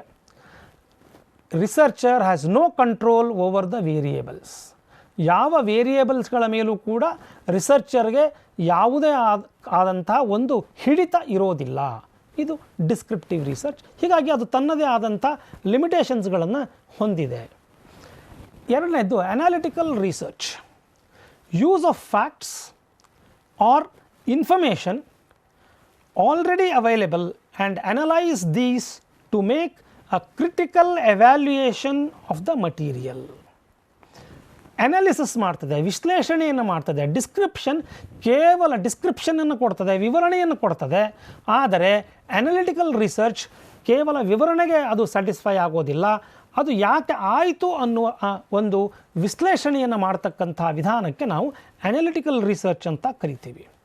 ಇನ್ನು ಎರಡನೇದು applied research or fundamental research. Applied or PR ಹೀಗೂ ಬೇಕಾದರೂ ನೀವು ಕರ್ಕೊಳ್ಬಹುದು. Applied, finding a solution for any immediate problem facing a society. ಯಾವುದೋ ಸಮಾಜಕ್ಕೆ ಒಂದು ಇಮಿಡಿಯೇಟಾಗಿ ಒಂದು ರಿಸಲ್ಟನ್ನು ಕೊಡಬೇಕಾಗಿದೆ, ಒಂದು ಸಮಾಧಾನವನ್ನು ಕಂಡುಕೊಳ್ಬೇಕಾಗಿದೆ. ಆ್ಯಕ್ಷನ್ ಅದು ನಮ್ಗೆ ಇಮಿಡಿಯೇಟಾಗಿ ಬೇಕಾಗಿದೆ. ಅಪ್ಲೈಡ್, ಇದಕ್ಕೆ ಆ್ಯಕ್ಷನ್ ರಿಸರ್ಚ್ ಅಂತ ಕೂಡ ಕರಿತೇವೆ. Studying human behaviour, events needing solutions. ಕೋವಿಡ್-19 ಬಂದಾಗ ಅದಕ್ಕೆ ಔಷಧಿ ಇಲ್ಲ, ಅದನ್ನು ಹೇಗೆ ತಡೆಗಟ್ಟಬೇಕು ಅನ್ನುವ ಒಂದು ಸಮಸ್ಯೆ ಎದುರಾದಾಗ ಅಪ್ಲೈಡ್ ರಿಸರ್ಚ್, ಸೋಷಿಯಲ್ ಡಿಸ್ಟೆನ್ಸನ್ನು ಮಾಡಿ, ಸೇಫ್ ಡಿಸ್ಟೆನ್ಸನ್ನು ಮಾಡಿ, ಮಾಸ್ಕ್ ಹಾಕ್ಕೊಳ್ಳಿ, ಒಂದು ವಿಧಾನಗಳನ್ನು ಕಂಡು ಹಿಡಿದ್ರು, ಒಂದಿಷ್ಟು ತ್ವರಿತಗತಿಯಲ್ಲಿ AC ಯೂಸ್ ಮಾಡಬೇಡಿ. ಒಂದು ಥರದ ಅಪ್ಲೈಡ್ ರಿಸರ್ಚ್ಗಳ ಒಂದು ಫಲಿತವನ್ನು ಕೊಟ್ಟರು ನಾವು ಅದನ್ನು ಫಾಲೋ ಮಾಡ್ಕೊಳ್ತಾ ಹೋಗ್ತಾ ಇದ್ದೀವಿ. ಫಂಡಮೆಂಟಲ್ ರಿಸರ್ಚ್, ಇದಕ್ಕೆ ಪ್ಯೂರ್ ರಿಸರ್ಚ್ ಅಂತ ಕೂಡ ನಾವು ಕರಿತೀವಿ. ಇಲ್ಲಿ ಪ್ಯೂರ್ ರಿಸರ್ಚಲ್ಲಿ ಘಟನೆಗಳನ್ನು ಜನರಲೈಸ್ ಮಾಡ್ತೇವೆ, generalisation of facts. Knowledge for knowledge sake, ಜ್ಞಾನವನ್ನು ಜ್ಞಾನಕ್ಕೋಸ್ಕರವಾಗಿಯೇ ಅಭ್ಯಸಿಸ್ತಕ್ಕಂಥ ಸಂಶೋಧನೆ ಮಾಡ್ತಕ್ಕಂಥ ಒಂದು ವಿಧಾನ. ಇದನ್ನು ಯಾವುದೋ ಅಪ್ಲೈ ಮಾಡೋದಿಲ್ಲ. ಯಾವುದೋ 300-400 ವರ್ಷಗಳ ಹಿಂದೆ ಕಂಡು ಹಿಡಿದಂತಹ ಕೆಲವು ಋಷಿಮುನಿಗಳು ಕಂಡು ಹಿಡಿದಂತಹ ಫಂಡಮೆಂಟಲನ್ನು ನಾವು ಇತ್ತೀಚೆಗೆ ನಾವು ನಮ್ಮ ಬೇರೆ ಬೇರೆ ಅರ್ಥಗಳಿಗೆ ನಾವು ಬಳಸ್ಕೊಳ್ತಾ ಇದ್ದೇವೆ. ಇದು pure research. Research concerning natural phenomena, ಸಾಮಾನ್ಯವಾಗಿ ನಮ್ಮ ಎನ್ವಿರಾನ್ಮೆಂಟಲ್ಲಿ, ಪರಿಸರದಲ್ಲಿ ಯಾವ ಘಟನೆಗಳು ನಡೀತಾವೋ ಆ ಘಟನೆಗಳಿಗೆ ಸಂಬಂಧಿಸಿದಂತೆ ಕೈಗೊಳ್ಳುವ ಸಂಶೋಧನೆಗಳು ಫಂಡಮೆಂಟಲ್ ರಿಸರ್ಚ್ ಆಗಿರ್ತವೆ. ಫಾರ್ ಎಕ್ಸಾಂಪಲ್, ನಮ್ಮ ನ್ಯೂಟನ್ನ ಲಾಸ್ ಆಗಿರ್ಬೋದು. ಸುಮ್ಮನೆ ಒಂದೇನೋ ಸೇಬು ಹಣ್ಣು ತಲೆ ಮೇಲೆ ಬಿತ್ತು. ಆ ಸೇಬು ಹಣ್ಣು ತಲೆ ಮೇಲೆ ಬಿದ್ದಾಗ ಅವನಿಗೆ ಹೊಳೆದಿದ್ದು, ಕೊನೆಗೆ ಅದನ್ನು ಅಪ್ಲೈಡ್ ಥಿಯರಿಗೆ ಯೂಸ್ ಮಾಡಿದರು. ಎಲ್ಲ ನ್ಯೂಟನ್ನ 3 ಲಾಸ್ಗಳು ಕೂಡ ಈಗ ಅಪ್ಲೈಡ್ ರಿಸರ್ಚ್ ಆಗಿ ಕನ್ವರ್ಟ್ ಆಗಿದ್ದಾವೆ. ಸಾಕಷ್ಟು ವಿಷಯಗಳಿದ್ದಾವೆ. ಅಪ್ಲೈಡ್ ವರ್ಸಸ್ ಫಂಡಮೆಂಟಲ್ ರಿಸರ್ಚು ಜನರನ್ನು ತಲುಪಲಿಕ್ಕೆ ಸಾಕಷ್ಟು ವರ್ಷಗಳು ಬೇಕಾಗ್ತವೆ. ನಂತರ ಕ್ವಾಂಟಿಟೇಟಿವ್ ವರ್ಸಸ್ ಕ್ವಾಲಿಟೇಟಿವ್. ಕ್ವಾಂಟಿಟೇಟಿವ್ ರಿಸರ್ಚಲ್ಲಿ ಕ್ವಾಂಟಿಟಿಗೆ ಮಹತ್ವ ಇದೆ, ಮೆಜರ್ಮೆಂಟ್ಸ್ಗೆ ಮಹತ್ವ ಇದೆ. ಸಚಿನ್ ತೆಂಡೂಲ್ಕರ್ 100 ಸೆಂಚುರಿಯನ್ನು ಹೊಡೆದಿದ್ದಾರೆ. ಕ್ವಾಂಟಿಟೇಟಿವ್. 6 ಬಾಲ್ಗಳಲ್ಲಿ ಯುವರಾಜ್ ಸಿಂಗ್ 6 ಬಾರಿಸಿದ್ದಾರೆ. ಕ್ವಾಂಟಿಟೇಟಿವ್, ಅದು ಕ್ವಾಂಟಿಟಿಯನ್ನು ಹೈಲೈಟ್ ಮಾಡ್ತದೆ. Applicable to the phenomena concerned with magnitude. ಕರೋನಾದಿಂದಾಗಿ ಇವತ್ತು ಇಷ್ಟು ಜನರಿಗೆ ಕರೋನಾ ಪಾಸಿಟಿವ್ ಬಂದಿದೆ, ಅಥವಾ ಭಾರತದಲ್ಲಿ ಇಷ್ಟು ಜನ ಕರೋನಾ ಸೋಂಕಿಗೆ ಒಳಗಾಗಿದ್ದಾರೆ. ಮ್ಯಾಗ್ನಿಟ್ಯೂಡನ್ನು ತೋರಿಸುತ್ತೆ. ಕ್ವಾಂಟಿಟೇಟಿವ್ ರಿಸರ್ಚಲ್ಲಿ ಮ್ಯಾಗ್ನಿಟ್ಯೂಡ್ಗೆ, ಸಂಖ್ಯೆಗೆ ತುಂಬ ಮಹತ್ವ ಇದೆ. ಆದರೆ ಕ್ವಾಲಿಟೇಟಿವ್ ರಿಸರ್ಚ್ಗೆ ಸಂಖ್ಯೆಯಲ್ಲಿ ಮಹತ್ವ ಇಲ್ಲ. ಕ್ವಾಲಿಟಿ, ಗುಣಮಟ್ಟಕ್ಕೆ ಮಹತ್ವ ಇದೆ. ಕ್ವಾಲಿಟೇಟಿವ್ ಫೆನಾಮಿನಾ ಗುಣಮಟ್ಟಕ್ಕೆ ಮಹತ್ವವನ್ನು ಕೊಡ್ತದೆ. ಇಂಪಾರ್ಟೆಂಟ್ ಇನ್ ಬಿಹೇವಿಯರಲ್ ಸೈನ್ಸಸ್ಗಳಲ್ಲಿ ಕ್ವಾಲಿಟೇಟಿವ್ ರಿಸರ್ಚ್. ಯಾಕೆ ಇವರು ಈ ರೀತಿ ಬಿಹೇವ್ ಮಾಡ್ತಾರೆ ಅನ್ನೋದರ ಉತ್ತರವನ್ನು ಕ್ವಾಂಟಿಟೇಟಿವ್ ಆಗಿ ನಾವು ಪರಿಗಣನೆಗೆ ತೆಗೆದುಕೊಳ್ಳಿಕ್ಕಾಗೋದಿಲ್ಲ. ಕೋವಿಡ್ನಿಂದಾಗಿಯೇ ಸಾಕಷ್ಟು ಜನ ಬೇರೆ ಬೇರೆ ಊರನ್ನು ಬಿಟ್ಟು ತಮ್ಮೂರಿಗೆ ಬರ್ತಾ ಇದ್ದಾರೆ. 40% of the people are migrating from one place to another place ಹೇಳ್ತೇವೆ. ಆದರೆ ಅವರ ಆ ಬಿಹೇವಿಯರ್ ಯಾಕೆ ಅನ್ನೋದನ್ನು ಗುಣಮಟ್ಟದ ಸಂಶೋಧನೆಯ ಮುಖಾಂತರ ಹೇಳ್ತಕ್ಕಂಥದ್ದೇನಿದೆಯಲ್ಲ, ಅವರು ತಮ್ಮ ಊರನ್ನು ಸೇರ್ಕೋಬೇಕು, ತಮ್ಮ ಜನರನ್ನು ಸೇರ್ಕೋಬೇಕಾಗಿದೆ. ಈ ರೀತಿಯಾಗಿ ಎಷ್ಟೋ ದೂರದಿಂದ ಇದ್ದವರು ಆ ಸನಿಹವನ್ನು ಬಯಸಿ ತಮ್ಮೂರಿಗೆ ಬರ್ತಾ ಇದ್ದಾರೆ. Qualitative research, it is very difficult. It requires experience ಇಲ್ಲದೆ ಕ್ವಾಲಿಟೇಟಿವ್ ರಿಸರ್ಚನ್ನು ಮಾಡಿಕೊಳ್ಳೋದು ತುಂಬ ಕಷ್ಟ. Conceptual versus empirical. ಕಾನ್ಸೆಪ್ಚುವಲ್ ಅಂದರೆ ಥೆರಾಟಿಕಲ್, ಒಂದು ಥಿಯರಿಯನ್ನು ನಾವು ಅಲ್ಲಿ ಸಂಶೋಧನೆ ಮಾಡ್ತೇವೆ related to abstract idea or theory. ಆದರೆ ಅದೇ ಎಂಪಿರಿಕಲ್ನಲ್ಲಿ we depend on the data. ನಮ್ಮ ಹತ್ರ ದತ್ತಾಂಶಗಳಿದ್ದಾವೆ, ಆ ದತ್ತಾಂಶಗಳನ್ನು ಆಧರಿಸಿಕೊಂಡೇ ನಾವು ಹೇಳ್ತೀವಿ ಇಟ್ ಕ್ಯಾನ್ ಬಿ ವೆರಿಫೈಯಬಲ್. ಅದೇ ರೀತಿ primary versus secondary research. Primary research refers to research that has involved in the collection of original data specific to that particular research. Original data ಆದಮೇಲೆ ಹೋಗ್ತೀವಿ. ಆದರೆ ಸೆಕೆಂಡರಿ ರಿಸರ್ಚಲ್ಲಿ ಒರಿಜಿನಲ್ ಡೇಟಾ ಇರ್ತಕ್ಕಂಥ ಸೋರ್ಸ್ಗಳನ್ನು follow ಮಾಡ್ತೀವಿ. Secondary research ಅಂತ ಅದಕ್ಕೆ ಕರಿತೀವಿ. Explanatory versus predictive. ಎಕ್ಸ್ಪ್ಲನೇಟರಿನಲ್ಲಿ ನಾವು explain ಮಾಡ್ತೇವೆ. This type of research is involved in explaining why something happens, ವಿವರಣೆ ಕೊಡ್ತೀವಿ. ಆದರೆ ಪ್ರೆಡಿಕ್ಟಿವ್ನಲ್ಲಿ it forecast future phenomena based on the interpretation suggested by explanatory research. ಎಲ್ಲಿ ವಿವರಣಾತ್ಮಕವಾದ ಸಂಶೋಧನೆಯಲ್ಲಿ ಹೇಳಿದಂಥ ಘಟನೆಗಳನ್ನು ಬೇಸಿಟ್ಕೊಂಡೇ ನಾವು ಮುಂದಿನ ಭವಿಷ್ಯವನ್ನು ನಿರ್ಣಯಿಸ್ತೀವಿ, ಅದರ ಕುರಿತಂತಾದ ಸಂಶೋಧನೆಯನ್ನು ಮಾಡ್ತೀವಿ. ಅದಕ್ಕೆ ನಾವು ಪ್ರೆಡಿಕ್ಟಿವ್ ರಿಸರ್ಚ್ ಅಂತ ಕರಿತೀವಿ. Experimental versus non experimental. ಪ್ರಯೋಗಾತ್ಮಕವಲ್ಲದ ಕೆಲವೊಂದಿಷ್ಟಕ್ಕೆ ನಾವು ಪ್ರಯೋಗಗಳನ್ನೇ ಮಾಡಬೇಕಾಗ್ತದೆ. ಕೋವಿಡ್-19ಗೆ ನಾವು ಈಗ ಔಷಧಗಳನ್ನು ಕಂಡುಹಿಡಿಯಬೇಕು, ಅದನ್ನು ಪ್ರಯೋಗಾತ್ಮಕವಾಗಿಯೇ ಮಾಡಬೇಕಾಗ್ತದೆ, ಲ್ಯಾಬೊರೇಟರೀಸ್ಗಳಲ್ಲೇ ಮಾಡಬೇಕಾಗ್ತದೆ. ಕಂಟ್ರೋಲ್ ಆಫ್ ಎಕ್ಸ್ಟ್ರೇನಿಯಸ್ ವೇರಿಯೇಬಲ್, ಎಲ್ಲ ವೇರಿಯೇಬಲ್ಸ್ಗಳನ್ನು ಕಂಟ್ರೋಲ್ ಮಾಡಬೇಕಾಗ್ತದೆ. ಕಾಸ್ ಮತ್ತು ಎಫೆಕ್ಟ್ ರಿಲೇಷನ್ಶಿಪ್ಗಳನ್ನು ಅಧ್ಯಯನ ಮಾಡಬೇಕಾಗ್ತದೆ. ಒಂದು HCl ಮಾತ್ರೆ ಅದನ್ನು ಮತ್ತು ಅಸಿಥ್ರೋಮೈಸಿನನ್ನು ಕೊಡ್ತಕ್ಕಂಥ ಒಂದೆರಡು ರಾಷ್ಟ್ರಗಳು, ಫ್ರಾನ್ಸ್ ಮತ್ತು ಇನ್ನಿತರ ಯುರೋಪ್ ರಾಷ್ಟ್ರಗಳು ಅದನ್ನು ಸ್ಟಾಪ್ ಮಾಡಿದವು. ಯಾಕಂದರೆ ಕಾಸ್ ಆ್ಯಂಡ್ ಎಫೆಕ್ಟ್ ಅದನ್ನು ಕೊಟ್ಟಾಗ ಕೆಲವರಿಗೆ ಹೃದಯಾಘಾತವಾದಂತಹ ಒಂದೆರಡು ಎಕ್ಸಾಂಪಲ್ಸ್ಗಳು ಅವರಿಗೆ ಬಂದ ತಕ್ಷಣ ಈ ಟ್ಯಾಬ್ಲೆಟನ್ನು ಕೊಟ್ಟಾಗ ಕೋವಿಡ್ ಕಡಿಮೆ ಆದರೂ ಕೂಡ ಅದು ಹೃದಯಾಘಾತದಂತಹ ಡೇಂಜರ್ ಆಗಬಹುದು ವ್ಯಕ್ತಿಗೆ ಅನ್ನುವ ಒಂದು ವಿಷಯವನ್ನು ಮನಗಂಡು ಅದನ್ನು ಸ್ಟಾಪ್ ಮಾಡಿದ್ದು. Cause and effect experimental scope is very narrow. ಆದರೆ ನಾನ್ ಎಕ್ಸ್ಪೆರಿಮೆಂಟಲ್ಲಿ ಆ ರೀತಿ ಅಲ್ಲ. ಇಲ್ಲಿ ಯಾವುದೇ ಪ್ರಯೋಗಗಳಾಗೋದಿಲ್ಲ. No necessity of hypothesis, little control over extraneous relationship, does not establish cause and effect relationship. Scope is very broad, ತುಂಬ ದೊಡ್ಡ ಸ್ಕೋಪ್ ಇದೆ, ವ್ಯಾಪ್ತಿ ಇದೆ. ನೀವು ಯಾವ ರೀತಿಯಾಗಿಯೂ ನೀವು ಈ ನಾನ್ ಎಕ್ಸ್ಪೆರಿಮೆಂಟಲ್ ಪ್ರಯೋಗಗಳನ್ನು, ಸಂಶೋಧನೆಯನ್ನು ತಾವು ಮಾಡಬಹುದು. ಪಾಸಿಟಿವಿಸ್ಟಿಕ್ ವರ್ಸಸ್ ಪೋಸ್ಟ್ ಪಾಸಿಟಿವಿಸ್ಟಿಕ್ ಇದೇನು ಹೊಸ ವಿಧಾನಗಳಲ್ಲ, ತುಂಬ ಹಳೆಯ ವಿಧಾನಗಳು. ನೋಡಿ, ಅಲ್ಲಿ ಹೆಸರೇ ಸೂಚಿಸ್ತದೆ, ಇದು ಆಗಸ್ಟ್ ಕಾಮ್ಟ್ ಅವರು ಪ್ರತಿಪಾದಿಸಿದಂಥ ಒಂದು ವಿಧಾನ ಪಾಸಿಟಿವಿಸ್ಟಿಕ್. It emphasizes on observation and reason. They are the two main means of understanding human behavior. ಒಬ್ಬ ವ್ಯಕ್ತಿಯ ನಡವಳಿಯನ್ನು ನೀವು ಅಭ್ಯಸಿಸಬೇಕು ಅಂತಂದರೆ observation and reason. Observation and reason. True knowledge is based on experience of senses and can be obtained by observation and experiment. Verifiable data, positive facts. Positivism is based on empiricism. Verifiable data ಬೇಕು ಅಂತಕ್ಕಂಥದ್ದನ್ನು August ಕಾಮ್ಟ್ ತುಂಬ ಹಳೆಯ, ಬಹಳಷ್ಟು ಶತಮಾನಗಳ ಹಿಂದೆ ಬಂತಿರತಕ್ಕಂಥ ಒಬ್ಬ philosopher, ಅವರು ಪ್ರತಿಪಾದಿಸಿದಂತಹ theory ಇದು. ಅಂದರೆ ಆಗಸ್ಟ್ ಕಾಮ್ಟನ ವ್ಯಾಖ್ಯೆಯಿಂದ ಹಿಡ್ಕೊಂಡು ಇವತ್ತಿನ ವ್ಯಾಖ್ಯೆಯವರೆಗೆ ಯಾವ ವ್ಯಾಖ್ಯೆಗಳನ್ನು ಬೇಕಾದರೂ ಪ್ರಶ್ನೆಗಳು ತಮಗೆ ಬರಬಹುದು. ಅದಕ್ಕೆ ನಾನು ನಿಮ್ಮನ್ನು ಎಚ್ಚರಿಸ್ತಾ ಇದ್ದೀನಿ.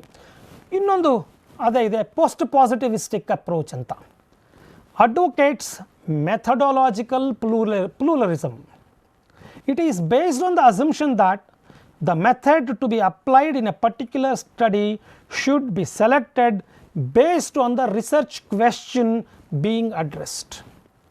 ಯಾವ ವಿಧಾನವನ್ನು ಅನುಸರಿಸಿ ನಾವು ಮಾಡಬೇಕು ಅನ್ನೋದು ಆ ಸಂಶೋಧನೆಯ ಪ್ರಶ್ನೆಯನ್ನು ಅವಲಂಬಿಸಿರ್ತದೆ. ಸಂಶೋಧನೆಯ ಪ್ರಶ್ನೆಯನ್ನು ಅವಲಂಬಿಸಿ ಇಂತಹ ಒಂದು ವಿಧಾನದ ಮೂಲಕ ಇದನ್ನು ತಿಳ್ಕೊಳ್ಬಹುದು ಅಂತಕ್ಕಂಥದ್ದನ್ನು. ನಾನು ಒಂದು ಪ್ರಶ್ನೆಯನ್ನು ನಿಮಗೆ ಕೇಳ್ತೀನಿ ಅಂತ ಇಟ್ಕೊಳ್ಳಿ. ನೀವು ನಿಮ್ಮ ಗ್ರಂಥಾಲಯದಿಂದ ಪುಸ್ತಕಗಳನ್ನು ಕದ್ದಿದ್ದೀರಾ? ಹೌದು ಅಥವಾ ಅಲ್ಲ ಅಂತ ಪ್ರಶ್ನೆ ಕೊಡ್ತೀನಿ. ನೀವು ಅದಕ್ಕೆ ಎಲ್ಲರೂ ಇಲ್ಲ ಅಂತ ಬರಿತೀರಾ. ನಾನು ಅದಕ್ಕೆ ಅನಾಲಿಸಿಸ್ ಮಾಡ್ತೀನಿ. ಯಾವ ವಿದ್ಯಾರ್ಥಿಗಳು ಪುಸ್ತಕವನ್ನು ಕದಿಯುವುದಿಲ್ಲ ಅಥವಾ ಅವುಗಳನ್ನು ದುರುಪಯೋಗ ಮಾಡಿಕೊಂಡಿಲ್ಲ ಅಂತ ಬರಿತೀನಿ. ನನ್ನ ಸಂಶೋಧನೆ ಫಲಿತ ನಿಜ ಆಗುತ್ತಾ? ಈ ವಿಧಾನನೇ ತಪ್ಪಿದೆ. ಯಾಕೆಂದರೆ ನನ್ನ ಸಂಶೋಧನೆಯ ಪ್ರಶ್ನೆಯೇ ಬೇರೆ ಇದೆ, ಅದಕ್ಕೆ ಉಪಯೋಗಿಸಬೇಕಾದಂತಹ ವಿಧಾನವೇ ಬೇರೆಯಾಗಿರ್ತದೆ ಅನ್ನೋದನ್ನು ಪೋಸ್ಟ್ ಪಾಸಿಟಿವಿಸ್ಟಿಕ್ಕಲ್ಲಿ ಹೇಳ್ತಾರೆ. ಇದನ್ನು ಪ್ರಪೋಸ್ ಮಾಡಿರ್ತಕ್ಕಂಥವ್ರು ವೆಬರ್ ಅಂತಕ್ಕಂಥವ್ರು. ಅವರು ಕೂಡ ಶತಮಾನಗಳ ಹಿಂದೆ ಬಂದಿರತಕ್ಕಂಥ ಒಬ್ಬ ಗ್ರೇಟ್ ಫಿಲಾಸಫರ್. ಸಂಶೋಧನೆಯ ಡಿಸಿಪ್ಲಿನ್ಸ್ಗಳ ಕುರಿತಂತೆ ಹಲವಾರು ಭಿನ್ನಾಭಿಪ್ರಾಯಗಳಿವೆ. ಇಂಟ್ರಾ ಡಿಸಿಪ್ಲಿನರಿ ರಿಸರ್ಚ್ ಅಂತ ಕರಿತೀವಿ. ಇಂಟ್ರಾ ಡಿಸಿಪ್ಲಿನರಿ ರಿಸರ್ಚ್ ಅಂತಂದರೆ ನಮ್ಮ working within a single discipline. ಸಮಾಜಶಾಸ್ತ್ರದ ಒಳಗಡೆಯೇ ಸಂಶೋಧನೆಯನ್ನು ನಡೆಸ್ತಕ್ಕಂಥದ್ದು intra disciplinary research. Cross disciplinary, ನಾನು ಸಮಾಜಶಾಸ್ತ್ರದಲ್ಲಿ ಇದ್ದುಕೊಂಡು ಎಕನಾಮಿಕ್ಸ್, ಅರ್ಥಶಾಸ್ತ್ರವನ್ನು ಗಮನಿಸ್ತಕ್ಕಂಥದ್ದು. Viewing one discipline from perspective of another. Multidisciplinary research, people from different disciplines, ಬೇರೆ ಬೇರೆ ಅಧ್ಯಯನಗಳಿಂದ working together each drawing on their disciplinary knowledge. ಯಾವುದೋ ಒಂದು ಸಮಸ್ಯೆಗೆ ಬೇರೆ ಬೇರೆ ಆ್ಯಂಗಲ್ಗಳಿಂದ ನೋಡ್ತಕ್ಕಂಥದ್ದು, ಬೇರೆ ಬೇರೆ ಡಿಸಿಪ್ಲಿನ್ಗಳ ಮುಖಾಂತರ ನೋಡ್ತಕ್ಕಂಥದ್ದು multi disciplinary. Interdisciplinary, integrating knowledge and methods from different disciplines. ಬೇರೆ ಬೇರೆ ಡಿಸಿಪ್ಲಿನ್ಸ್ಗಳನ್ನು ತೆಗೆದುಕೊಂಡು ಅದನ್ನು ತನ್ನದನ್ನಾಗಿ ಮಾಡಿಕೊಳ್ತಕ್ಕಂತಹದ್ದು integrating. Inter disciplinary, journalism and mass communication ಆಗಿರ್ಬೋದು, ಲೈಬ್ರರಿ ಆ್ಯಂಡ್ ಇನ್ಫಾರ್ಮೇಷನ್ ಸೈನ್ಸ್ ಆಗಿರ್ಬೋದು, ಬಯೋ ಇನ್ಫಾರ್ಮ್ಯಾಟಿಕ್ಸ್ ಆಗಿರ್ಬೋದು. ಇವು ಇಂಟರ್ ಡಿಸಿಪ್ಲಿನರಿ ಸಬ್ಜೆಕ್ಟ್ಸ್. ಇವು ಬೇರೆ ಬೇರೆ ವಿಷಯಗಳನ್ನು ತಮ್ಮಂದ ತೆಗೆದುಕೊಂಡು ಅವೆಲ್ಲವುಗಳನ್ನು ತಮ್ಮೊಳಗೆ ಅಡಗಿಸಿಕೊಂಡು ಹುಟ್ಟಿಸಿದಂಥದ್ದು ಇಂಟರ್ ಡಿಸಿಪ್ಲಿನರಿ. ಕೊನೆಯ ವಿಧಾನ ಅದನ್ನು ನೋಡಿದಾಗ ಇಂಟರ್ ಡಿಸಿಪ್ಲಿನರಿ ಮತ್ತು ಟ್ರಾನ್ಸ್ ಡಿಸಿಪ್ಲಿನರಿ ನಮಗೆ ಒಂದೇ ಅಂತ ಅನಿಸ್ಬಹುದು.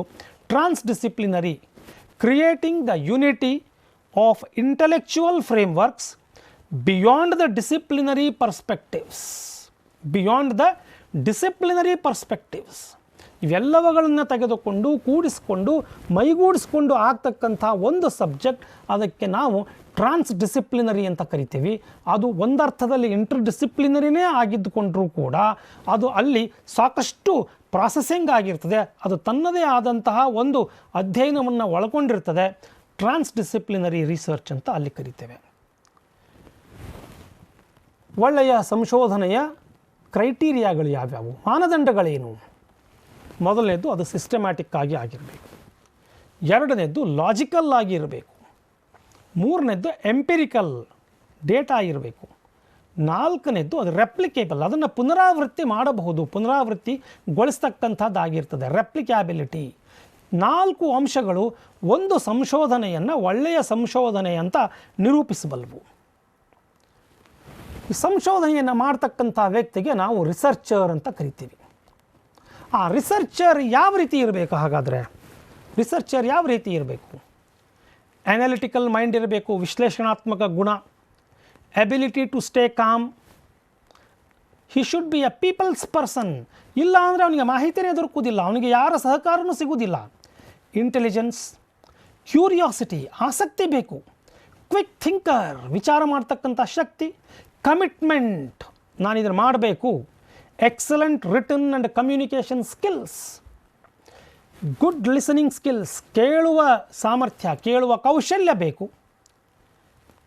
ಆತ ತುಂಬ ವ್ಯವಸ್ಥಿತ ರೀತಿಯಾಗಿರಬೇಕು, ಸಿಸ್ಟಮ್ಯಾಟಿಕ್ ವರ್ಕನ್ನು ಮಾಡ್ತಕ್ಕಂಥ ಇರಬೇಕು.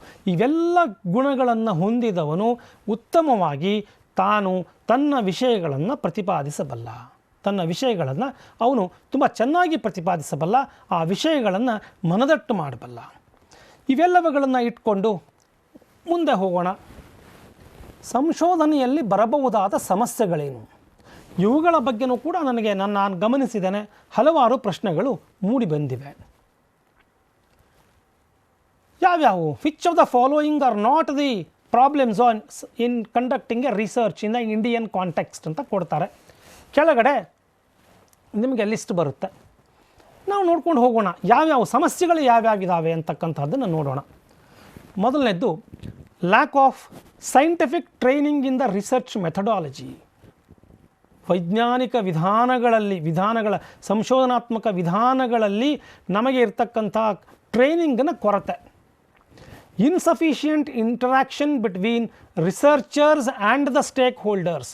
ಸಂಶೋಧನೆ ಮಾಡುವವರೆಗೂ ಮತ್ತು ಸಂಶೋಧನೆಯ ಫಲಿತವನ್ನು ಅನುಭವಿಸುವವರೆಗೆ ಅವರಿಬ್ಬರ ನಡುವೆ ಉತ್ತಮ ಮಟ್ಟದ ಇಂಟರಾಕ್ಷನದ ಕೊರತೆ ಇದೆ. ಅವ್ರಿಗೆ ಏನು ಬೇಕು ಅನ್ನೋದು ಸಂಶೋಧನೆ ಮಾಡೋರಿಗೆ ಗೊತ್ತಿರೋದಿಲ್ಲ. ಸಂಶೋಧನೆ ಮಾಡುವವರು ಏನನ್ನು ಅವರು ಎಕ್ಸ್ಪೆಕ್ಟ್ ಮಾಡ್ತಾರೆ ಅನ್ನೋದು ಇವ್ರಿಗೆ ಗೊತ್ತಿರೋದಿಲ್ಲ. ಈ ರೀತಿಯಾದ ಒಂದು ಇಂಟರಾಕ್ಷನ್ ಇಲ್ಲದೆ ಇರುವುದರಿಂದ ನಮಗೆ ಒಂದಿಷ್ಟು ತೊಂದರೆಗಳು ನಮಗೆ ಅಲ್ಲಿ ಕಂಡು ಬರ್ತವೆ. ಇನ್ನು ಮೂರನೇದ್ದು generating confidence among participants that the data provided by them will not be misused. Particularly ಈ ಡಿಜಿಟಲ್ ಎರಾದಲ್ಲಿ ನಾನು ಕೊಟ್ಟಂತಹ ದತ್ತಾಂಶ, ನನ್ನ ಮೊಬೈಲ್ ನಂಬರನ್ನು ತಗೊಳ್ತಾರೆ, ನನ್ನ ಹೆಸರನ್ನು ಸಂಗ್ರಹಿಸ್ತಾರೆ, ನನ್ನ ಬೇರೆ ನನಗೆ ಬೇಕಾದಂಥ ಮೂಲಭೂತ ಮಾಹಿತಿಗಳನ್ನು ಅವರು ಸಂಗ್ರಹಿಸ್ತಾರೆ. ನಾನೇನೋ ಹೇಳಿದ್ದೇನೆ, ನಾನು ಪುಸ್ತಕವನ್ನು ಮಿಸ್ಯೂಸ್ ಮಾಡ್ಕೊಂಡಿದ್ದೇನೆ ಅಂತ ಹೇಳಿದ್ದೇನೆ, ಇನ್ನೇನೋ ಹೇಳಿದ್ದೇನೆ. ನಾನು ಕೊಟ್ಟಂಥ ಮಾಹಿತಿಯನ್ನು ಅವರು ಗೌಪ್ಯವಾಗಿ ಇಡ್ತಾರೆ ಅನ್ನೋದೇನು ಗ್ಯಾರಂಟಿ? ಹೀಗಾಗಿ ಸಂಶೋಧನೆಯಲ್ಲಿ ಭಾಗವಹಿಸೋದಕ್ಕೆ ಜನ ಹಿಂಜರಿತಾರೆ. ಇದು ಕೂಡ ಒಂದು ಅತ್ಯುತ್ತಮವಾದಂತಹ ಕಾರಣ ಸಂಶೋಧನೆಯನ್ನು, ಉತ್ತಮ ರೀತಿಯ ಸಂಶೋಧನೆಯನ್ನು ತೊಡಗಿಸ್ಕೊಳ್ಳಲಿಕ್ಕೆ. Overlapping research. ಒಬ್ಬರು ಒಂದು ಸಂಶೋಧನೆಯನ್ನು ಮಾಡಿದ್ದಾರೆ, ಅಂಥದೇ ಒಂದು ಸಂಶೋಧನೆ ಇನ್ನೊಂದು ವಿಶ್ವವಿದ್ಯಾಲಯದಲ್ಲೋ ಇನ್ನೊಂದು ಸಂಸ್ಥೆಯಲ್ಲೋ ನಡೀತದೆ. ಯಾಕೆಂದರೆ ಇಲ್ಲಿ ಮಾಡುವ ಸಂಶೋಧನೆಗೂ ಅಲ್ಲಿ ಮಾಡುವ ಸಂಶೋಧನೆ ಗೊತ್ತಿರೋದಿಲ್ಲ. Overlapping research. No standard code of conduct. ಸದ್ಯ ಇದನ್ನು ಉಲ್ಲೇಖಿಸ್ತಕ್ಕಂಥದ್ದು ತಪ್ಪಾಗ್ತದೆ. ಯಾಕಂದರೆ UGCನವರು ಈಗಾಗಲೇ ಇಂಥದ್ದೊಂದು ಸ್ಟ್ಯಾಂಡರ್ಡ್ ಕೋಡನ್ನು ಕೊಟ್ಟಿದ್ದಾರೆ, ಆದರೆ ಕೆಲವು ಎಥಿಕಲ್ ಕೋಡ್ಗಳನ್ನು ಕೊಟ್ಟಿದ್ದಾರೆ. ಆದರೆ ಹೀಗೆ ಇರಬೇಕು ಸಂಶೋಧನೆ ಅಂತಕ್ಕಂಥದ್ದು ಯಾರಿಂದಲೂ ಹೇಳಲಿಕ್ಕೆ ಸಾಧ್ಯ ಇಲ್ಲ. Lack of secretarial assistance, lack of support from library and management. ಇವು ರೀಸನ್ಸ್. ಇವೇ ರೀಸನ್ಸು ಅಂತ ನಾನು ಹೇಳ್ತಾ ಇಲ್ಲ, ಇವು ಕೂಡ, ಇವೆಲ್ಲವುಗಳು ಕೂಡ ರೀಸನ್ಸು. Problem of ಕನ್ಸೆಪ್ಚುವಲೈಸೇಷನ್. ತುಂಬ ಸಮಸ್ಯೆ ಇರೋದು ಇಲ್ಲಿಗೆ. ನಾನು ಮೊನ್ನೆ ಯಾರೋ ಒಬ್ಬರು ಹೇಳೋದನ್ನು ಕೇಳ್ತಾ ಇದ್ದೆ.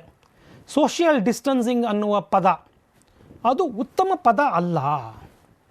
ಅದರ ಬದಲಿ ಬೇರೆ ಯಾವುದೋ ಒಂದು ಪದವನ್ನು ಬಳಸಬಹುದಿತ್ತು. ಆದರೆ ಸೋಷಿಯಲ್ ಡಿಸ್ಟೆನ್ಸಿಂಗ್ ಅನ್ನುವ ಪದವನ್ನು ಯಾಕೆ ಬಳಸಿದರು? ಇದು ಬೇರೆ ಅರ್ಥವನ್ನು ಕೊಡ್ತದೆ ಅಂತಕ್ಕಂಥದ್ದು. ಕನ್ಸೆಪ್ಚುವಲೈಸೇಷನ್ನಲ್ಲಿನೇ ಕೆಲವೊಂದು ತೊಂದರೆಗಳಿದ್ದಾವೆ. ಅವು ಕೂಡ ನಮಗೆ ನಮ್ಮ ಸಂಶೋಧನೆಯನ್ನು ಪೂರಕವಾಗಿ ಬೆಳೆಸ್ಕೊಂಡು ಹೋಗೋದಕ್ಕೆ ಸಹಾಯಕಾರಿ ಆಗಲಿಕ್ಕಿಲ್ಲ. Culture, social norms, geopolitical factors. ಹಲವಾರು ಸಂಶೋಧನೆಗಳನ್ನು ನಾವು ಕೈಗೊಳ್ಳದೇ ಇರೋದಕ್ಕೆ ಇದು ಅತ್ಯಂತ ಪ್ರಮುಖವಾದಂಥ reason. Culture, social norms, geopolitical factors.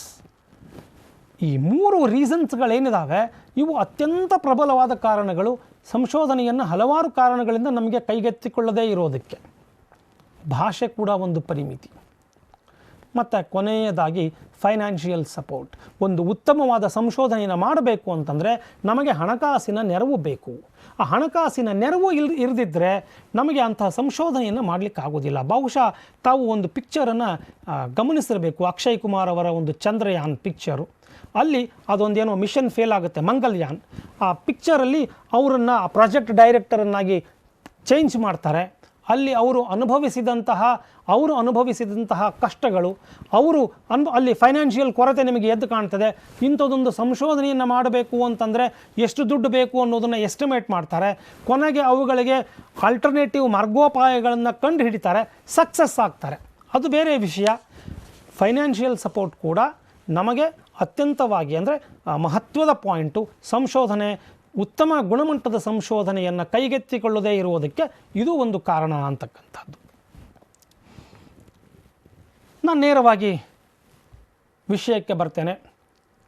ಸಂಶೋಧನೆಯ ಸಮಸ್ಯೆಯನ್ನು ಕೈಗೆತ್ತಿಕೊಳ್ಳೋದು ಹೇಗೆ? ಯಾವ ಸಮಸ್ಯೆಯನ್ನು ತೆಗೆದುಕೊಳ್ಬೇಕು?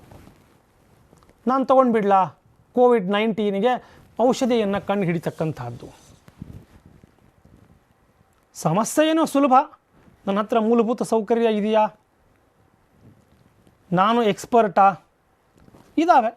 ಕೆಲವೊಂದಿಷ್ಟು ಗೈಡ್ಲೈನ್ಸ್ಗಳಿದ್ದಾವೆ. Avoid the following.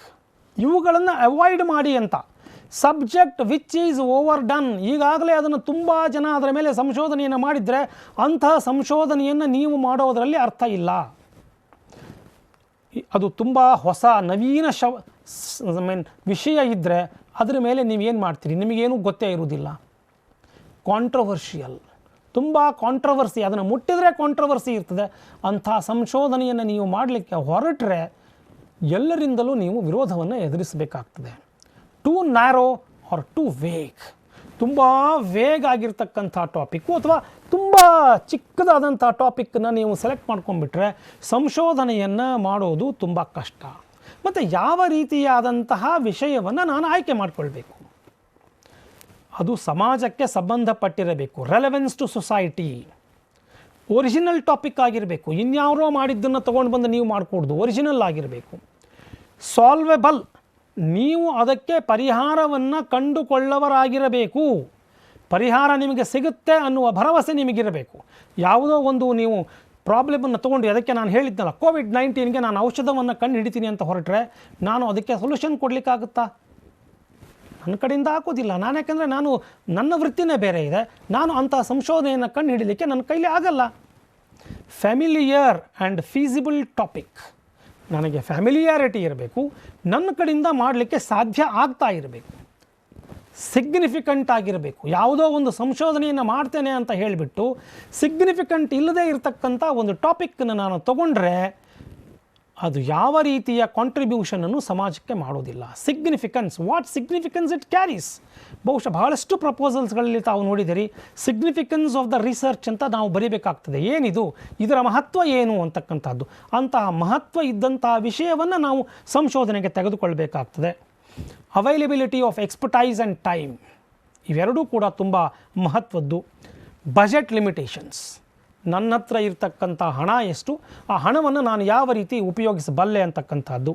ಮತ್ತು ನನ್ನ ಹತ್ರ ಇರ್ತಕ್ಕಂಥ ಮೂಲಭೂತ ಸೌಕರ್ಯಗಳೇನು. ಸಮಸ್ಯೆಯನ್ನೇನೋ ನಾನು ಡಿಫೈನ್ ಮಾಡಿದೆ. ಈಗ ನನಗೆ ನನ್ನ ಹತ್ರ ಇರ್ತಕ್ಕಂಥ ಮುಂದಿನ ಹಂತ ಅಂದರೆ ಸಾಹಿತ್ಯದ ಪುನರ್ ಅವಲೋಕನ, ಲಿಟರೇಚರ್ ರಿವ್ಯೂ.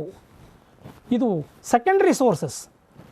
ಏನೇನು ಆಗಿದೆ ಈ ವಿಷಯದ ಮೇಲೆ ಏನೇನು ಆಗಿದೆ ಅಂತಕ್ಕಂಥದ್ದನ್ನು ನಾನು ಅವಲೋಕಿಸ್ತಕ್ಕಂಥ ಕೆಲಸವನ್ನು ನಾನು ಮಾಡಬೇಕು. Review of literature do not report any new or original experimental work. ಆದರೆ ಇಲ್ಲಿಯವರೆಗೆ ಏನೇನು ಸಾಹಿತ್ಯ ಇದರ ಮೇಲೆ ಪ್ರಕಟಗೊಂಡಿದೆ ಅನ್ನೋದನ್ನು ಅದು ಹೇಳ್ತದೆ. ಸದ್ಯ ಯಾವ್ಯಾವ ವರ್ಕ್ಗಳಾಗಿದ್ದಾವೆ ಅವೆಲ್ಲವುಗಳನ್ನು ವಿಶ್ಲೇಷಣೆ ಮಾಡಿ ನಿಮ್ಮ ಮುಂದೆ ಇಡ್ತದೆ. ಇಂಥ ಕೆಲಸ ಆಗಿದೆ, ಇಂತಹ ಕೆಲಸ ಆಗಿಲ್ಲ, ಕ್ರಿಟಿಕಲ್ ಎವ್ಯಾಲ್ಯೂಯೇಷನನ್ನು ಕೊಡ್ತದೆ. ಒಂದು ಬ್ರೆಡ್ತ್ ಆ್ಯಂಡ್ ಡೆಪ್ತ್ ಇದೆ. ಇಷ್ಟು ಆಳವಾದಂತಹ ಸಂಶೋಧನೆ ಆಗಿದೆ, ಇಷ್ಟು ಆಳವಾದ ಸಂಶೋಧನೆ ಆಗಿಲ್ಲ ಅಂತಕ್ಕಂಥದ್ದನ್ನು, ಆ ವಿಷಯದ ಕುರಿತು ನಿಮಗೆ ಕ್ಲಾರಿಟಿಯನ್ನು ಕೊಡ್ತದೆ. ಯಾವ್ಯಾವ ವಿಧಾನಗಳನ್ನು ಉಪಯೋಗಿಸಿಕೊಂಡು ಮಾಡಬಹುದು ಅಂತಕ್ಕಂಥದ್ದನ್ನು ನಿಮಗೆ ಹೇಳ್ತದೆ. ನೀವು ಆ ಲಿಟರೇಚರ್ ರಿವ್ಯೂ ಎಲ್ಲಿ ನಿಂತಿದೆಯೋ ಅದನ್ನು ಇಟ್ಕೊಂಡು ಮುಂದೆ ಹೋಗಬಹುದು. ಒಂದು ಡೈರೆಕ್ಷನ್, ಒಂದು ನಿಮಗೆ ಬ್ಲೂ ಪ್ರಿಂಟನ್ನು ಕೊಡ್ತದೆ. ನೋಡಿ, theoretical background, clinical practice, methodology, previous findings, rationale or relevance, ಇಷ್ಟು ಕೆಲಸಗಳು ನಮ್ಮ ರಿವ್ಯೂ ಆಫ್ ಲಿಟರೇಚರಿಂದ ಆಗ್ತದೆ. Why we have to write review of literature. ಸಾಕಷ್ಟು ಉದ್ದೇಶಗಳಿದ್ದಾವೆ ಲಿಟರೇಚರ್ ರಿವ್ಯೂಗೆ. Place each work in the context of its contribution, describe the relationship of each work to others. ಸಾಕಷ್ಟು ಆ ಪರ್ಪಸಸ್ಗಳ ಆ ಕಾರಣದಿಂದಾಗಿ point the way forward to further research, ಮುಂದೆ ನಾನು ಯಾವ ಸಂಶೋಧನೆಯನ್ನು ಕೈಗೊಳ್ಳಬೇಕು. ಈ ಪರ್ಪಸಸ್ಗಳನ್ನು ನೀವು ಗಮನಿಸಿದರೆ ಪರ್ಪಸಸ್ ಆಫ್ ರಿವ್ಯೂ ಆಫ್ ಲಿಟರೇಚರ್ಗಳ ಮೇಲೂ ನಾನು ಗಮನಿಸಿದೆ 2-3 ಪರೀಕ್ಷೆಗಳಲ್ಲಿ ಇದರ ಮೇಲೆ ಪ್ರಶ್ನೆಗಳು ಬಂದಿವೆ. ಹೇಗೆ ಆರ್ಗನೈಸ್ ಮಾಡಬೇಕು ಅನ್ನೋದರ ಕುರಿತು ಇದೆ. ರಿವ್ಯೂ ಆಫ್ ಲಿಟರೇಚರನ್ನು ಹೇಗೆ ಆರ್ಗನೈಸ್ ಮಾಡಬೇಕು, ಕ್ರೊನಲಾಜಿಕಲಿ ನಾವು ಆರ್ಗನೈಸ್ ಮಾಡಬೇಕು ಅಂದರೆ year wise, publication wise, trend wise, thematically, methodologically, further ರಿಸರ್ಚ್ಗೆ ಹೇಗೆ ಬೇಕು ಆ ರೀತಿ ಬೇರೆ ಬೇರೆ ವಿಧಾನಗಳಿದ್ದಾವೆ ಲಿಟರೇಚರ್ ರಿವ್ಯೂವನ್ನು ಆರ್ಗನೈಸ್ ಮಾಡಲಿಕ್ಕೆ. ಇದ್ರ ಮೇಲೂ ಕೂಡ ನಾನು ಒಂದು ಪರೀಕ್ಷೆಯಲ್ಲಿ UGC ನೆಟ್ ಪರೀಕ್ಷೆಯಲ್ಲಿ ನಾನು ನೋಡಿದ್ದೇನೆ, ಒಂದು ಪ್ರಶ್ನೆ ಇದ್ರ ಮೇಲೂ ಕೂಡ ಇದೆ. ಮೂಲಭೂತವಾಗಿ ಮತ್ತೊಂದು ಕಾನ್ಸೆಪ್ಟಿಗೆ ಬರ್ತೇನೆ, hypothesis. Formulative tentative explanation or solution of that problem in the form of a proposition. Hypo means less than, thesis means generally held view. Prediction ಅಂತ ಇದು ಸಾಮಾನ್ಯವಾಗಿ ಇದಕ್ಕೆ ನಾವು ಪ್ರೆಡಿಕ್ಷನ್ ಅಂತ ಕರಿತೀವಿ. It is not right or wrong ಅಂತ ಇಲ್ಲ, ಅದು ಒಂದು ನನ್ನ ಅಸಂಪ್ಷನ್, ನನ್ನ ಊಹೆ. ಆ ಊಹೆಯನ್ನು ಮಾಡಲಿಕ್ಕೆ ನನಗೆ ಹಲವಾರು ಸೋರ್ಸಸ್ಗಳಿದ್ದಾವೆ, ಎಕ್ಸಿಸ್ಟಿಂಗ್ ಥಿಯರೀಸ್ಗಳಿದ್ದಾವೆ, ಹಿಂದೆ ಆದಂತಹ ಸಂಶೋಧನೆಯ ಫಲಿತಗಳಿದ್ದಾವೆ, ಇತರರ ನಂಬಿಕೆಗಳಿದ್ದಾವೆ, ಮತ್ತು ನನಗೆ ನನ್ನದೇ ಆದಂಥ ನಂಬಿಕೆ ಇದೆ. ಇವತ್ತು ಮಳೆ ಆಗುತ್ತೆ, ಆಗಬಹುದು, ಆಗಲಿಕ್ಕಿಲ್ಲ, ನನಗೆ ನನ್ನದೇ ಆದ ನಂಬಿಕೆ ಇದೆ. ಅದೊಂದು ನನ್ನ ಅಸಂಪ್ಷನ್, ನನ್ನ ಊಹೆ. ಆ ಊಹೆಯನ್ನು ಮಾಡಿದಾಗ ಆ ಊಹೆಯಿಂದ ನನ್ನ ದಿಕ್ಕನ್ನು ನಾನು ಯಾವ ರೀತಿಯಾಗಿ ನಾನು ಮುಂದೆ ಹೋಗಬಹುದು ಅನ್ನೋದನ್ನು ನನಗೆ ಹೇಳ್ಕೊಡ್ತದೆ. ಹೈಪೋಥಿಸಿಸನ್ನು ನಾನು ಫಾರ್ಮುಲೇಟ್ ಮಾಡೋದ್ರಿಂದ ನನಗಿರ್ತಕ್ಕಂಥ ಅಡ್ವಾಂಟೇಜಸ್ ಏನಂತಂದರೆ ನನ್ನ ಹತ್ರ ಧೈರ್ಯವನ್ನು ತುಂಬುತ್ತದೆ. ಅದು it builds confidence in me.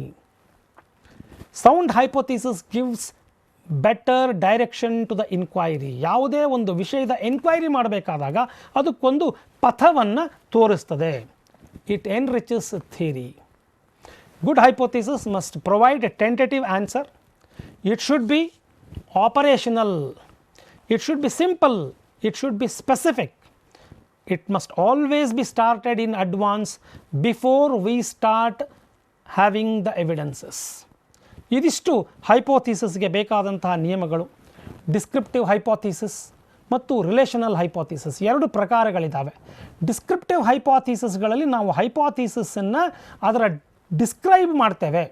Size, form, distribution of some variable subject to verification by research. ಇಲ್ಲಿ ಯಾವುದೇ ಸ್ಟ್ಯಾಟಿಸ್ಟಿಕಲ್ ಟೆಸ್ಟನ್ನು ನಾವು ಅಪ್ಲೈ ಮಾಡೋದಕ್ಕೆ ಅಂಥ ಮಟ್ಟಿಗೆ ಅಪ್ಲೈ ಮಾಡೋದಕ್ಕೆ ಸಾಧ್ಯ ಆಗೋದಿಲ್ಲ. ರಿಲೇಷನಲ್ ಹೈಪೋಥಿಸಿಸ್ನಲ್ಲಿ ಎರಡು ವೇರಿಯೇಬಲ್ಸ್ಗಳ ನಡುವೆ ಸಂಬಂಧ ಇದೆಯಾ ಇಲ್ವಾ ಅನ್ನೋದನ್ನು ನಾವು ಟೆಸ್ಟ್ ಮಾಡ್ತೇವೆ. There are 2 types of hypothesis, descriptive and relational hypothesis. ಸಂಶೋಧನೆಯಲ್ಲಿ ನಾವು ಇವೆರಡನ್ನೂ ಬಳಸೋದಿಲ್ಲ. ನಾನು ಕೆಳಗೆ ಹೇಳಿದಂತಹ ಮೂರನೇದನ್ನು null hypothesis means there is no relationship between X and Y ಅಂತಲೇ ಮಾಡೋದು ನಾವು. ಯಾವುದೇ ಅವೆರಡರ ನಡುವೆ ಸಂಬಂಧ ಇಲ್ಲ. Generally expressed in the form of a null hypothesis that there is no difference. ಆ ನಲ್ ಹೈಪೋಥಿಸಿಸನ್ನು ನಾವು ರಿಜೆಕ್ಟ್ ಮಾಡಿದ್ದೇವೆ ಅಂತಂದರೆ ನಾವು ಒಪ್ಕೊಂಡಿದ್ದೇವೆ ಅಂತ. ಅದನ್ನು ರಿಜೆಕ್ಟ್ ಮಾಡಿದ್ದೇವೆ ಅಂದರೆ ಯಾವುದೋ ಸಂಬಂಧ ಇದೆ ಅಂತ. ಆ ನಲ್ ಹೈಪೋಥಿಸಿಸನ್ನು ಆಕ್ಸೆಪ್ಟ್ ಮಾಡ್ಕೊಂಡಿದ್ದೇವೆ ಅಂತಂದರೆ ಸಂಬಂಧ ಇಲ್ಲ ಅಂತ. ರಿಜೆಕ್ಟ್ ಮಾಡಿದ್ದೇವೆ ಅಂತಂದಾಗ ಇನ್ಯಾವುದನ್ನು ಒಪ್ಕೋಬೇಕಲ್ಲ, ಅದಕ್ಕೆ ನಾವು ಆಲ್ಟರ್ನೇಟಿವ್ ಹೈಪೋಥಿಸಿಸ್ ಅಂತ ಕರಿತೀವಿ. If we reject null hypothesis, we accept alternative hypothesis. Alternative ಹೈಪೋಥಿಸಿಸನ್ನು ನಾವು ಒಪ್ಕೊಂಡಂಗೆ ಆಗ್ತದೆ. H0, H1 ಅಂತ ಅವುಗಳನ್ನು ನಾವು ಗುರುತಿಸ್ತೇವೆ. ಈ ರೀತಿಯಾಗಿ ಹೈಪೋಥಿಸಿಸ್ಗಳನ್ನು ನಮಗೆ ಬೇಕಾಗ್ತದೆ. ಈ ಹೈಪೋಥಿಸಿಸ್ಗಳನ್ನೇ ನಾನು ಇಟ್ಕೊಂಡು ಹೈಪೋಥಿಸಿಸ್ಗಳ ಮೇಲೇ ನಾನು ಸಾಕಷ್ಟು ವಿಷಯಗಳನ್ನು ನಾನು ಇನ್ನೂ ಚರ್ಚೆ ಮಾಡಬೇಕು ಅಂತ ಅನ್ನೋದಾದರೆ, ಸಾಕಷ್ಟು ಹೈಪೋಥಿಸಿಸ್ಗಳನ್ನು ನಾವು ನಮ್ಮ ಡೇಟಾ ಕಲೆಕ್ಷನ್ ಆದ ನಂತರ ಡೇಟಾ ಹೇಗಿದೆಯೋ ಹಾಗೆ ನಾವು ಅದಕ್ಕೆ ಹೊಂದಿಸುವ ಪ್ರಯತ್ನವನ್ನು ನಾವು ಮಾಡ್ತೇವೆ. ಬಟ್ ನಾನು ಹೇಳ್ತಕ್ಕಂಥದ್ದು ಹೈಪೋಥಿಸಿಸನ್ನು ನಾವು ಅಂದರೆ ನಮ್ಮ ಪ್ರಾಬ್ಲಮ್ ಆದ ತಕ್ಷಣ, ನಮ್ಮ ಸಂಶೋಧನಾ ಪ್ರಾಬ್ಲಮ್ ಆದ ತಕ್ಷಣವೇ ರಿವ್ಯೂ ಆಫ್ ಲಿಟ್ರೇಚರನ್ನು ಗಮನಿಸಿದ ತಕ್ಷಣವೇ ಬರಬೇಕಾದಂತಹ ಸ್ಟೇಜ್ ಹೈಪೋಥಿಸಿಸನ್ನು ನಾವು ಮಾಡಿಕೊಳ್ಳದೆ ನಾವು ಸಂಶೋಧನೆಯನ್ನು ಮಾಡಲಿಕ್ಕೆ ಹೊರಟ್ರೆ ಅದು ಸರಿಯಾದ ಮಾರ್ಗವನ್ನು ಕೊಡೋದಿಲ್ಲ, ಡೈರೆಕ್ಷನ್ ತಪ್ಪುತ್ತೆ. ಹೈಪೋಥಿಸಿಸ್ ನಮಗೆ ಒಂದು ಮಾರ್ಗದರ್ಶನವನ್ನು ನೀಡ್ತದೆ. ನಾನು ಒಂದು ಊಹೆ ಮಾಡ್ತೇನೆ, ಈ ರಸ್ತೆ ಬಿಜಾಪುರಕ್ಕೆ ಹೋಗುತ್ತೆ, ಇದು ನನ್ನ ಊಹೆ. ಅದು ಸರಿ ಇರಬಹುದು, ತಪ್ಪಿರಬಹುದು, ಹೋಗುತ್ತೆ, ಅದು ನನಗೆ ಡೈರೆಕ್ಷನನ್ನು ಕೊಡ್ತದೆ, ನಾನು ಮುಂದುವರಿತೇನೆ. ನಾನು ಊಹೆಯನ್ನೇ ಮಾಡಲಿಲ್ಲ ಅಂತಂದರೆ ಅದಕ್ಕೆ ಬೇಕಾದಂತಹ ಮಾರ್ಗೋಪಾಯಗಳನ್ನು ನನಗೆ ಕಂಡು ಹಿಡಲಿಕ್ಕೆ ಅದು ಸಾಧ್ಯ ಆಗ್ತದೆ. ಡಿಸ್ಕ್ರಿಪ್ಟಿವ್ ಹೈಪೋಥಿಸಿಸ್ ಬಗ್ಗೆ ನಾನು ಇನ್ನೂ ಹೆಚ್ಚಿನದನ್ನು ಹೇಳೋದಾದರೆ, it tentatively state the existence of size, form or distribution of some variable. ಆದರೆ ರಿಲೇಷನಲ್ ಹೈಪೋಥಿಸಿಸ್ ಎರಡು ವೇರಿಯೇಬಲ್ಗಳ ನಡುವಿನ ಸಂಬಂಧವನ್ನು ಗುರುತಿಸ್ತದೆ. ಹೀಗಾಗಿ ಒಂದು ಹೈಪೋಥಿಸಿಸನ್ನು ನಾವು ಫಾರ್ಮುಲೇಟ್ ಮಾಡಬೇಕಾದಾಗ ಈ ಅಂಶಗಳನ್ನು ನಾವು ಗಮನದಲ್ಲಿ ಇಟ್ಕೊಳ್ಬೇಕಾದಂಥದ್ದು ತುಂಬ ಅಗತ್ಯವಾದಂಥದ್ದು. ಆಲ್ಟರ್ನೇಟಿವ್ ಹೈಪೋಥಿಸಿಸ್ ಅಂತ ನಾನು ಹೇಳಿದೆ. ಆಲ್ಟರ್ನೇಟಿವ್ ಹೈಪೋಥಿಸಿಸ್ಸು ಇದು operational statement of experimenters research hypothesis. ಒಂದು ನಾನು ಅನಾಲಿಸಿಸ್ ಮಾಡಿದ್ದೇನೆ, H0 ಅಂದ್ಕೊಳ್ತೇನೆ, ಅದಕ್ಕೆ ನಲ್ ಹೈಪೋಥಿಸಿಸ್ ಅಂತ ಹೇಳ್ತೇನೆ. Alternative hypothesis as a researcher ನನ್ನೊಂದು ಆಪರೇಷನಲ್ ಸ್ಟೇಟ್ಮೆಂಟ್ ನನಗೆ ಗೊತ್ತಿದೆ. ಅದು ಆಪರೇಷನಲ್ ಸ್ಟೇಟ್ಮೆಂಟ್, ಇದನ್ನು ರಿಜೆಕ್ಟ್ ಮಾಡಿದರೆ ನಾನು ಅದನ್ನು ಒಪ್ಕೊಳ್ಬೇಕಾಗುತ್ತೆ, ಅದನ್ನು ನಾನು ಹೊಂದ್ಕೊಳ್ತೇನೆ. ಅದು ನನಗೆ ಇದನ್ನು ಒಪ್ಪದೇ ಇದ್ದರೆ ಅದನ್ನು ನಾನು ಒಪ್ಪಬೇಕಾಗ್ತದೆ ಅನ್ನುವ ಒಂದು ಬದ್ಧತೆಗೋಸ್ಕರ ನಾನು ಅದನ್ನು ಇಟ್ಕೊಳ್ತಕ್ಕಂಥದ್ದು. ರಿಸರ್ಚ್ ಪ್ರಾಬ್ಲಮ್ಸ್ಗಳ ಬಗ್ಗೆ ನಾನು ಸಂಶೋಧನೆಯ ಕುರಿತಾಗಿ ನಾನೀಗ ತಮ್ಮ ಜೊತೆ ಮಾತನಾಡಿದೆ. ಹಲವಾರು ವಿಷಯಗಳನ್ನು ತಮ್ಮೆದುರಿಗೆ ಹೇಳಿದೆ. ಕೇವಲ 45-50 ನಿಮಿಷಗಳಲ್ಲಿ ಇಂತಹ ಸಮಗ್ರ ವಿಷಯಗಳನ್ನು ತಮ್ಮ ಮುಂದೆ ಇಡುವುದು ಕಷ್ಟ ಆಗ್ತದೆ. ಮತ್ತು ನಾನು ಗಮನಿಸಿದ ಹಾಗೆ 2008 ಅಥವಾ 2009ಕ್ಕಿಂತ ಮೊದಲು ರಿಸರ್ಚ್ ಈ ಚಾಪ್ಟರ್ಗಳ ಮೇಲೇ ಸರಿಸುಮಾರು 2-3 ಪ್ರಶ್ನೆಗಳು ಬಂದಿದ್ದಾವೆ. ವ್ಯಾಖ್ಯೆಗೆ ಸಂಬಂಧಿಸಿದ್ದಾಗಿರಬಹುದು, ಹೈಪೋಥಿಸಿಸ್ಗೆ ಸಂಬಂಧಿಸಿದ್ದಾಗಿರ್ಬೋದು, ರಿಸರ್ಚ್ ಪ್ರಾಬ್ಲಮ್ಗೆ ಸಂಬಂಧಿಸಿದ್ದಾಗಿರ್ಬೋದು, ಅಥವಾ ಫಂಡಮೆಂಟಲ್ ಟೈಪ್ಸ್ ಆಫ್ ರಿಸರ್ಚ್ ಬಗ್ಗೆ ಆಗಿರಬಹುದು, ಪಾಸಿಟಿವಿಸ್ಟಿಕ್ ಅಪ್ರೋಚಸ್ ಬಗ್ಗೆ ಆಗಿರ್ಬೋದು. ಸಾಕಷ್ಟು ಪ್ರಶ್ನೆಗಳು ಬಂದಿದ್ದಾವೆ. ಅಥವಾ ಇದಕ್ಕೆ ಸಂಬಂಧಪಡದೆ ಆದರೆ ಯಾವ ಸಂಸ್ಥೆಗಳು ಇಂತಹ ಸಂಶೋಧನೆಗಳಲ್ಲಿ ತಮ್ಮನ್ನು ತಾವು ತೊಡಗಿಸ್ಕೊಳ್ತವೆ ಅನ್ನೋದನ್ನು ಕೇಳಿದ್ದಾರೆ. Which of the following associations or institutions encourage research in ಅಂತ ಅಗ್ರಿಕಲ್ಚರು ಯಾವುದೋ ಒಂದು ಎಕ್ಸಾಂಪಲನ್ನು ಕೊಟ್ಟಿದ್ದಾರೆ. ICMR, ICSSR, ICHR, ICAR ಅಂತ ಕೊಟ್ಟಿದ್ದಾರೆ. ಅಲ್ಲಿ ಪ್ರಪೋಸ್ ಮಾಡ್ತಕ್ಕಂಥದ್ದು ಇದು 2004 ಅಂತ ನಾನು ಭಾವಿಸ್ತೇನೆ ಬಹುಶಃ. ಅದೇ ರೀತಿಯಾಗಿ ಮತ್ತೊಂದು ಎಕ್ಸಾಂಪಲನ್ನು ಕೊಟ್ಟಿದ್ದಾರೆ. ಸಮಾಜ ಅಧ್ಯಯನ ಶಾಸ್ತ್ರಕ್ಕೆ ಸಂಬಂಧಪಟ್ಟಂತಹ ಇತಿಹಾಸಕ್ಕೆ ಸಂಬಂಧಪಟ್ಟಂತಹ ಸಂಶೋಧನೆಯನ್ನು ಎನ್ಕರೇಜ್ ಮಾಡಿದಂಥವ್ರು ಯಾರು ಅಂತ, ಎನ್ಕರೇಜ್ ಮಾಡ್ತಕ್ಕಂಥ ಅಸೋಸಿಯೇಷನ್ ಯಾವುದು ಭಾರತದಲ್ಲಿ ಅಂತ. UGC, ICMR, ICAR, ICHR ಅಂತ ಕೊಟ್ಟಿದೆ. ICHR historical research. ಹೀಗಾಗಿ ಅಂತಹ ಅಸೋಸಿಯೇಷನ್ಸ್ಗಳ ಬಗ್ಗೆ, ಇನ್ಸ್ಟಿಟ್ಯೂಷನ್ಸ್ಗಳ ಬಗ್ಗೆನೂ ಕೂಡ ತಾವು ಗಮನ ಹರಿಸಬೇಕು ಅಂತಕ್ಕಂಥದ್ದು ನನ್ನ ಕೋರಿಕೆ. ನಿಮ್ಮ ಮುಂದೆ ಒಂದು ಪ್ರಶ್ನೆ ಇದೆ. ಇವು ಯಾವಕ್ಕೂ ನಾನು ಉತ್ತರ ಕೊಡಲ್ಲ, ಇವು ಎಲ್ಲವನ್ನು ನಿಮಗೇ ಬಿಡ್ತಾ ಇದ್ದೀನಿ. ಈ ವಿಷಯದ ಮೇಲೆ ಬಂದಂಥ 4-5 ಪ್ರಶ್ನೆಗಳನ್ನು ನಿಮ್ಮ ಮುಂದೆ ನಾನು ಇಡ್ತಾ ಇದ್ದೀನಿ. ಮೊದಲನೇದ್ದು, which of the following is not the characteristic of a research? ಸಂಶೋಧನೆಯ ಕ್ಯಾರೆಕ್ಟರಿಸ್ಟಿಕ್ ಯಾವುದು ಅಲ್ಲ?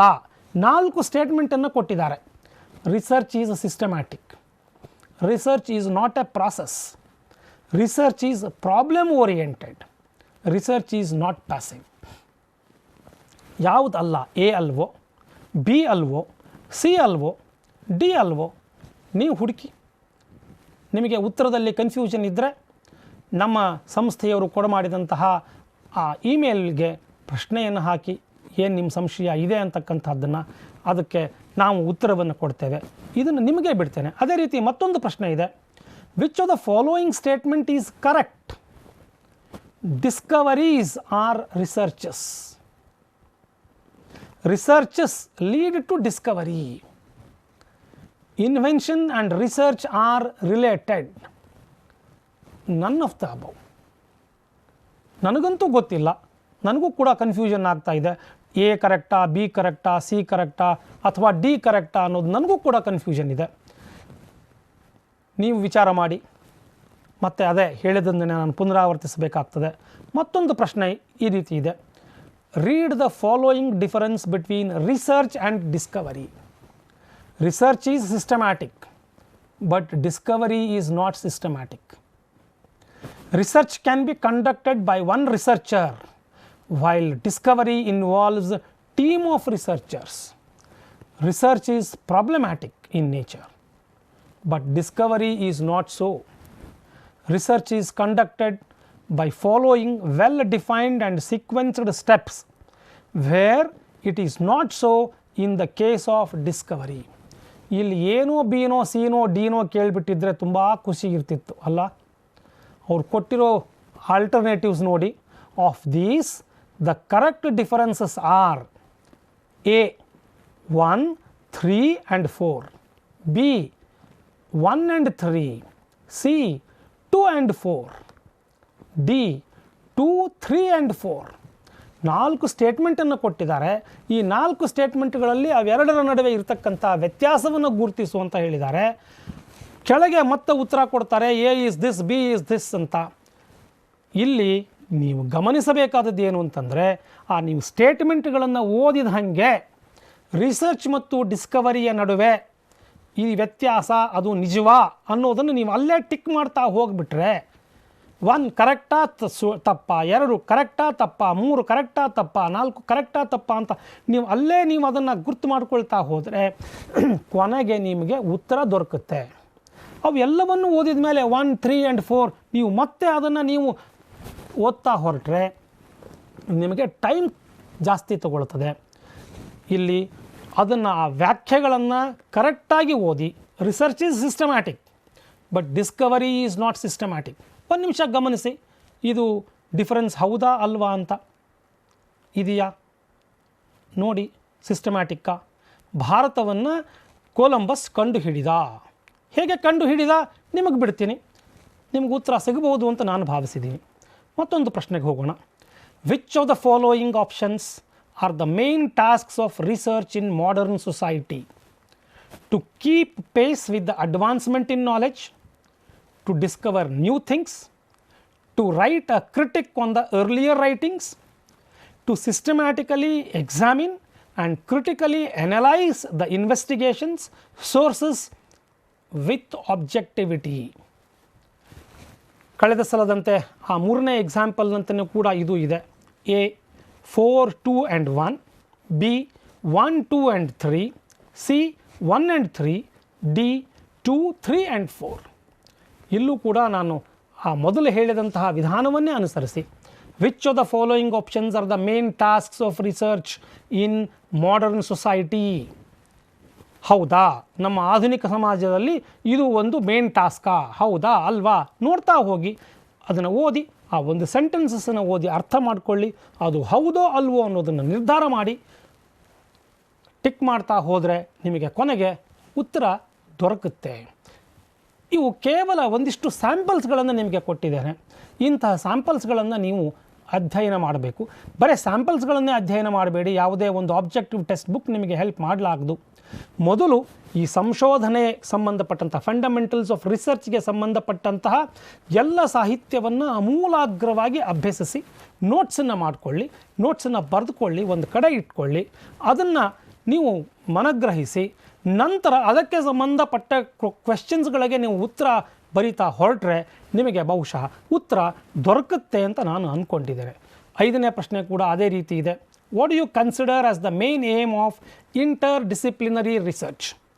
To bring out holistic approach to research, to reduce the emphasis of single subject in research domain, to oversimplify the problem of research, to create a new trend in research methodology.